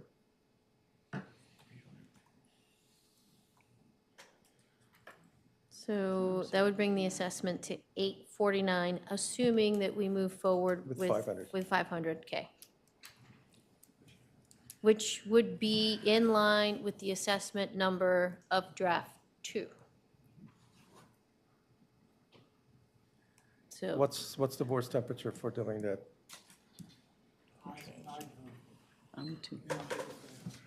Somebody throw a motion on this? I'm sorry, I couldn't hear what Director Johnson I said. said I'd vote for that assessment level in that hypothetical situation. Throw a motion? Yes. is it a matter, I'm asking questions, but is it a matter of we want to fund triple RF at a more responsible number, but are still shaky on the foundation of the reserve study, so a number lesser than 5K would be amendable, or we just want to do 5K? 500. 500K. 500,000. 500K. Sorry. As it stands, it seems that the difficulty with the reserve study is with the engineering situation. Right. Engineering situation is being addressed with our, at least partially, with, I think, the $25,000 line item to do an engineering study. Beyond that, from what I gather, we've got sufficient data to make the decision. Any other comments? Yeah. At the last meeting, the board talked about the fee pyramid that we have to vote on at the next meeting, so I'd like to make sure that that's clean when it comes back. And one of the things that were the takeaway was the section under general services. And so I worked with Peter, who worked with staff to, I think we were good on making edits. Are you ready to tell okay, so he has a plan for us. Wait a second. So we're under general- Are we off the reserve study discussion? Well, no one was throwing a motion, and without a motion, right? We didn't finish that conversation. I asked somebody if anybody wanted to throw a motion for triple R. Yeah, I'm happy to throw out a motion. Thanks. I thought he did. He was about to, but, Oh, yeah. Yeah. Go ahead. I move that we fund the reserve, the triple RF to the level that fiscal committee has recommended, $500,000. Second. Seconded. I think we've had discussion on this. You go ahead. The reason I made the motion that didn't get a second and why I'm going to vote against this motion, we've got $6 million sitting in an account. We are not going to do any of these pools for the next 5 years. There are processes that have to be gone through before we're going to undertake any renovation. That whole song and dance about we've got to do 6 pools in 4 years, that is not happening. We've got enough money there for 2.5 pools. No, at the podium there. Dave. I mean, Dave, that was nonsense. We're not going to do that. We never would do that. We did 5 pools in 25 years. That's the pace we're going to do it at. And there may well be a point along the line where we decide to fund that through, wait for it, bonding or something like it. So I don't believe we're going to run out of RRF money anytime soon. And I just don't think we can justify taking $20 out of every member's pocket right now when we have no plan, zip, Director to Dutt? spend it. Thank you. So our pools continue to age. And so, no, we don't want to replace a great number of pools at once, but they're all aging at a very similar rate.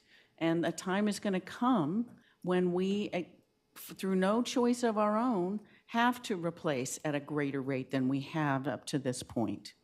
And so it's not that we're saying, I don't think the rate that you suggest is sustainable into our future. We're going to have to accelerate replacement of the pools because they are aging. And if we don't have a moderate increase in our assessment now that is within the range of inflation, then later on we are going to hit a wall where we have to have a special assessment or some large infusion of money. So I think it would be penny wise and pound foolish to withhold our planning ahead for the future we know is coming with these pools that are going to need replacing. So I don't advocate increasing assessments for no reason, but I also don't advocate spending money that we know is going to be needed. Yes, we're sitting on millions of dollars, but not nearly amount that's going to be needed to do the pool replacements that are coming. So I think it would be irresponsible of us not to make this reasonable deposit into our RRF fund, so I'm going to vote in favor. Okay. Anybody else?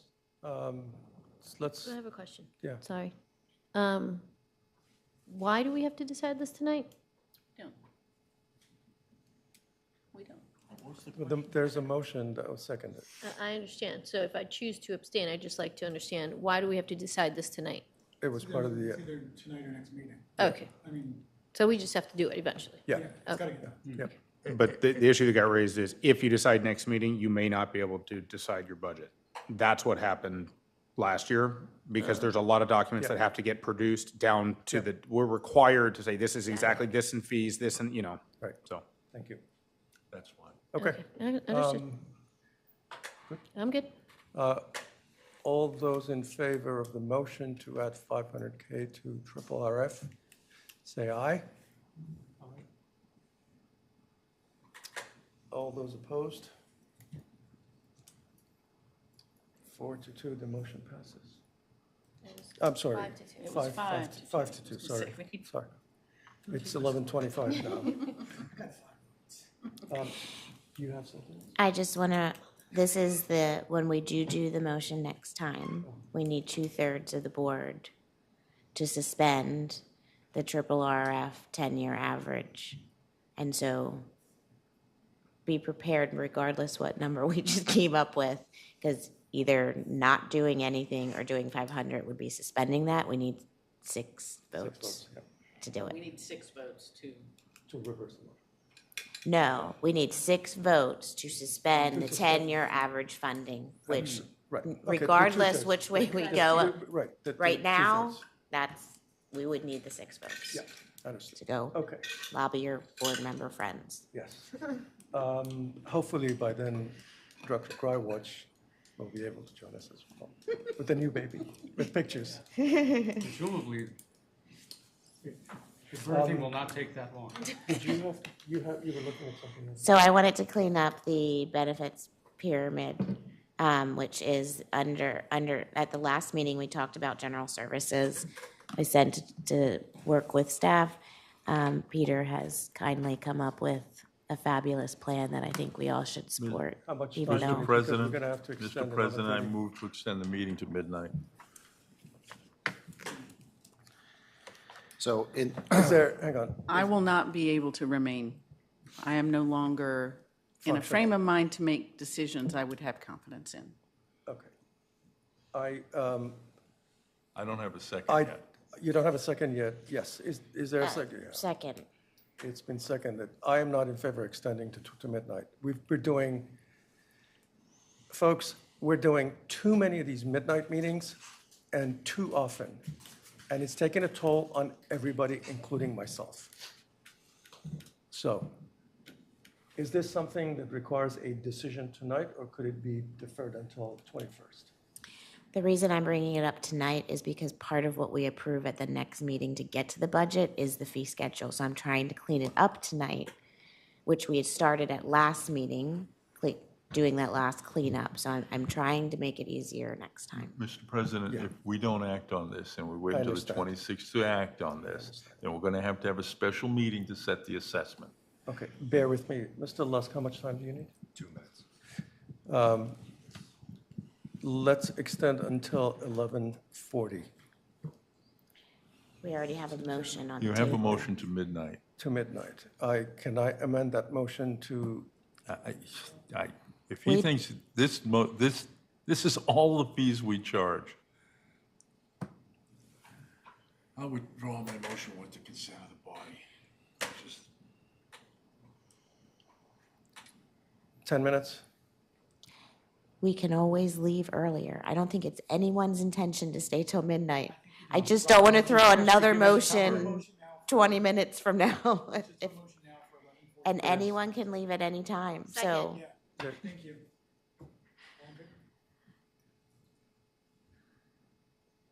11:45. 11:45.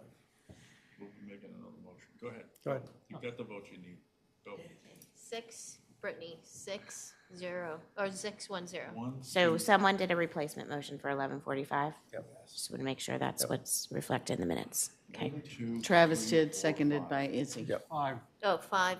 Oh, yeah, Five. we lost. 5 yeas, I abstain. Oh, you abstained. 5-1-0. So let's move forward. Okay, let's go. Please. What's up? Okay, so in the fee resolution, there is a category called general services. In the last meeting, we discussed splitting that category into 2 different categories. One, basically for fees that CAMS Group charges for resales, home inspections, things of that nature, and creating a new category that currently lists fees that we could charge for copies. We get member requests for copies, things of that nature. There was some work done earlier in the year with Director Perry and CAM to sort of bring this back around. It never made it back to the board, so we are here discussing it now. There are a couple options that we could consider. Right now, the fee resolution says that you can get 15 pieces of paper for free before we start to charge you. It's important that everyone understands that we do not charge anyone for copies. We don't do it. It's not our practice. Actually, the Resolution 2 says that we can't do it. So where we are right now is we have a fee for copies that we really shouldn't charge, but it's in the fee resolution and we don't charge it. And these fees are mostly, or these pieces of paper or other documents are mostly delivered electronically. So where we are, really, there are 2 options as I see it. We could raise the number of free copies to some other amount, like 500 pieces of paper, or we could decide that we don't need fees to provide copies to our membership because it's not a fee that we currently charge and we could change our practice. If there was a situation such as a lawsuit or other items where we had to produce lots of different documents, I think we would cross that bridge in a different way. But to me, this is a very simple decision. Either raise the number of copies that are free to the membership because the membership is providing the paper anyway, or we decide these aren't fees that we need to charge at all. He brought that up, right? Go ahead, Director Johnson. So just to fill the potential lawsuit gap, I'm not thinking about us potentially getting sued, but us helping out a lawsuit. How often does that happen? Do we get asked The to produce association, documents? yeah, so, I mean, it's a rare occurrence for the association. Mm-hmm. When I met with some staff earlier, there's, people end up in lawsuits with either their cluster, and that's what generates some of this, but as far as the association, it's a rare occurrence. And my second question on that, I'm sorry, Lori, is and this is something, actually, Lori, you might be able Go to ahead. answer this for me. Can we not provide legal documents electronically? Do they have to be done by paper? Is that a thing? It's a good question. I don't know. Gentlemen? I might be able to answer some of that. Remember, we have that scanning, we've been funding staff the ability to scan old documents. And so at this point, we're much farther along than we were before, but I wouldn't say we're at 100% because staff is still scanning. I know like Chris has, and Cam, are you done? Are you going to be done maybe this year? Hopefully. So they're getting closer to 100% electronic, but we're still not there yet, Okay. is my understanding. So basically within a window Director in Johnson, which, time out. Point of order. Let's just have one meeting conversation here, please. Thank you. Go ahead. thank you. So basically within the next couple of weeks, by the time the next budget would start, our documents would all be scanned and we could provide them electronically. Is what I'm hearing. Capital won't be done by then, is my understanding. We're gonna have to fund that later. I think it's in Okay. the CIP for, I don't know which year, but some year coming up. Okay. So, Can I make a motion that we provide 500 pages of copies for free and that our fee applies after that point has been reached? Is there a second for that? we've got a motion going, 2 members. don't we? There wasn't was there a motion Was on there a papers? No, there wasn't, I'm sorry. No, you're good. That's what he was just explaining. Yeah. Yeah, That was the option that Okay. you presented. Appreciate it. Is there a second for that? I already did. Okay. All discussion? Copies for So- members, up to 500 free. After that, we can charge the fee that's already in our fee schedule. Except except our resolution says we can apparently, charge anything. So how about the electronic pieces? What is your take on the No, electronic no fee for pieces? electronic. This is for paper copies. Can I, The motion is The motion's been seconded. You want a substitute motion? yeah, It's exclusive to paper copies for members. So we can discuss the motion, and if you're, in your discussion, you want to suggest other ways to handle the situation, go ahead. Sorry, that's just my view. I would like to do a substitute motion. And the motion would be to do up to 500 copies on paper for free and to remove from the fee schedule the words may not exceed 30 megabytes under the electronic mail option. Because I think that gets the electronic to free. Yes, I would accept that. Presumably, this is all for 1 year. Hang on. You want to add that? Is I'm happy to add that. Well, this fee is for this 1 year. We're only adopting the fee schedule Yeah. for next year. Is there, Mr. President, Is is there there unanimous consent consent? to add the language? Is there unanimous consent to add the language that Director Juszczyk just proposed? Yes. Does anyone object to that? No No objection. objection. Okay. Oh, Travis objects. Come on, guys. It's 11:40. We're talking about That's your paper here. problem. You're the president. Obviously, you guys want to stay here until midnight, so go at it. So my point here is that I don't think we should charge anything.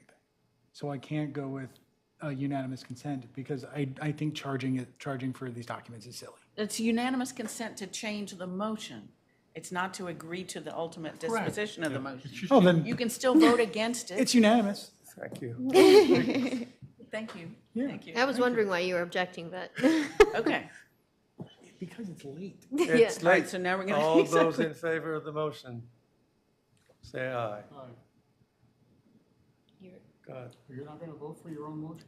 I actually was just convinced by Travis, but it's going to pass anyway, so I'm fine. All those opposed? All those opposed? 1, 2, 3, 4, 5. 5-2, the motion Passes. passes.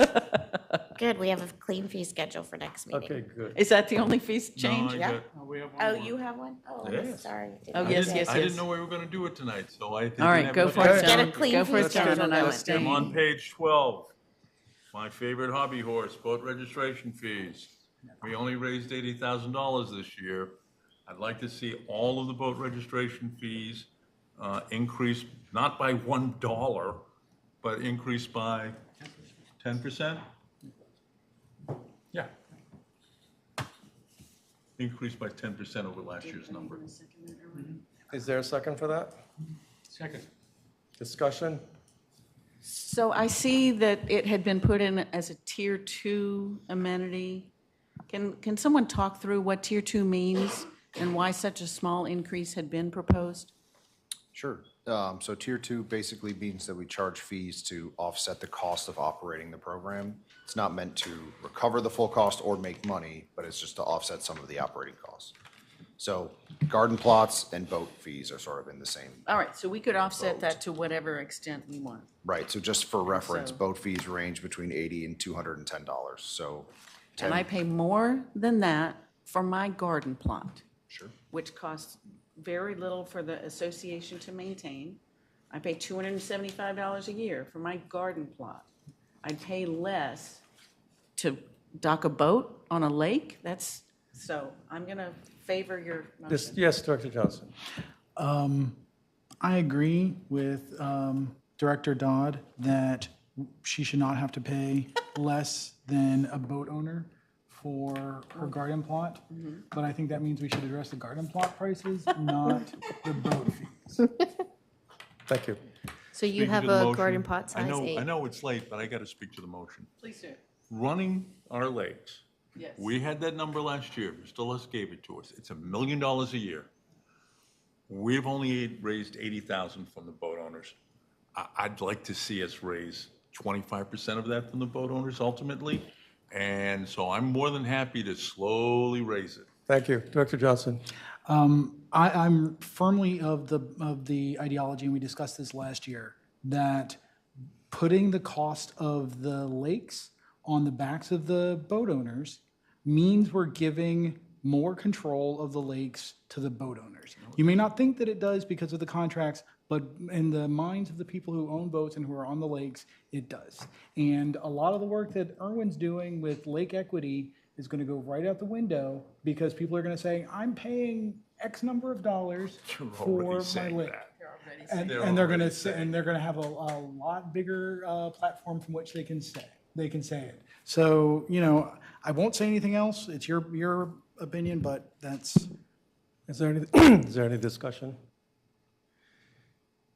So the motion is to increase the boat fees by 10% over last year's number. And so, I'm sorry, the boat fees range from 80 to 210. 80 to 210. So at most, that's a $21 increase. Right. You think that's going to give the property owners more of a sense of entitlement than they already do? They already have And- that entitlement. That's right. So I just can't find your argument persuasive, Travis. I think that the boat owners need to shoulder more of the costs of maintaining our beautiful lakes than they currently do. So I'm going to. As a question here, what makes you think that the boat owners are responsible for the lake, or they're not doing anything for the lake? I don't think they're not doing anything. Because that's Do the, you no, want an answer to that point of question? order, point of Do you order. want an answer to that Point of question? order. You're asking that directly to me. Yes. I think that being able to have a boat on a lake that belongs to the association gives those homeowners, and I know that you are one who owns a Absolutely, boat. I am, and you know So that. excuse me for getting personal, but you get a lot more than I do out of the lakes by virtue of having the view to be out on the water. That is, And so I disagree with you. I think I have a basis for it, and I don't think I should pay more for my garden plot we're not than talking you garden do plot. for the association Thank you. lake. Are we ready for? Discussion is done. All those in favor of the motion to increase the boat fees by 10% over last year, say aye. Aye. All those opposed? I If- already have. I abstain. Those abstaining? So we have 2, 1, 3. No. 3, 3, 1. 3, 2, 1. 3, 2, 1.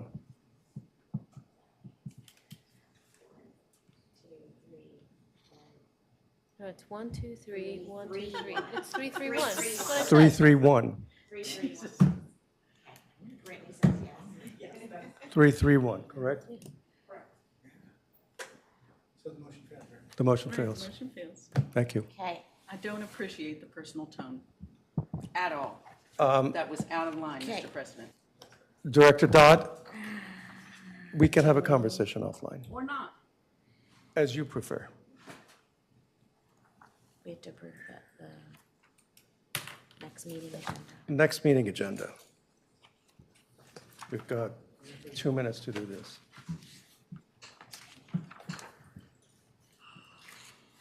Mr. President, I move to adopt the agenda as posted in our materials with the following amendments. Under the consent calendar, we need the minutes of the October 24th public hearing, and we need the minutes of the October 24th regular board meeting. And I move the agenda as modified. Second. Okay, all those in favor? Hang on. Well, hold on. Sorry, I thought we had to bring to the next board meeting on the 21st the discrimination harassment complaint procedure that we couldn't do because Tony was absent today. I don't want to bring it up next time. Oh, okay, We're gonna have enough to do with the budget. okay, just making sure. As your secretary, I'm just making sure. Thank you so much. Thank you.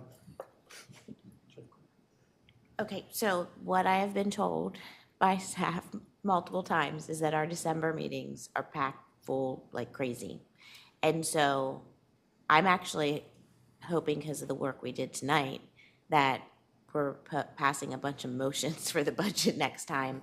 And because it doesn't have other things on it, I would be in favor of adding the discrimination, harassment, and complaint procedures. And maybe what we do is we add it after the budget, because then if we go late, we can always remove it again, because the materials are created. That's unfair to whoever's going to have to deal with it after we deal with budget. And if we have meetings like this, it's going to just. I've read the thing, and it doesn't make any sense to me, and I really don't want to go line by line through that thing after we've Okay. done the budget. But if you could work with staff in between, that'd be awesome. Yeah. So when it comes to December and our really long meetings, it can be cleaner. But I will refrain from making a motion and leave it at that. So we go with the yours. motion that was seconded. All those in favor say aye. Aye. Unanimous of all those present and voting. Thank you very Mr. much. President. Having President, done all the I believe business, we- nothing else, the meeting is adjourned.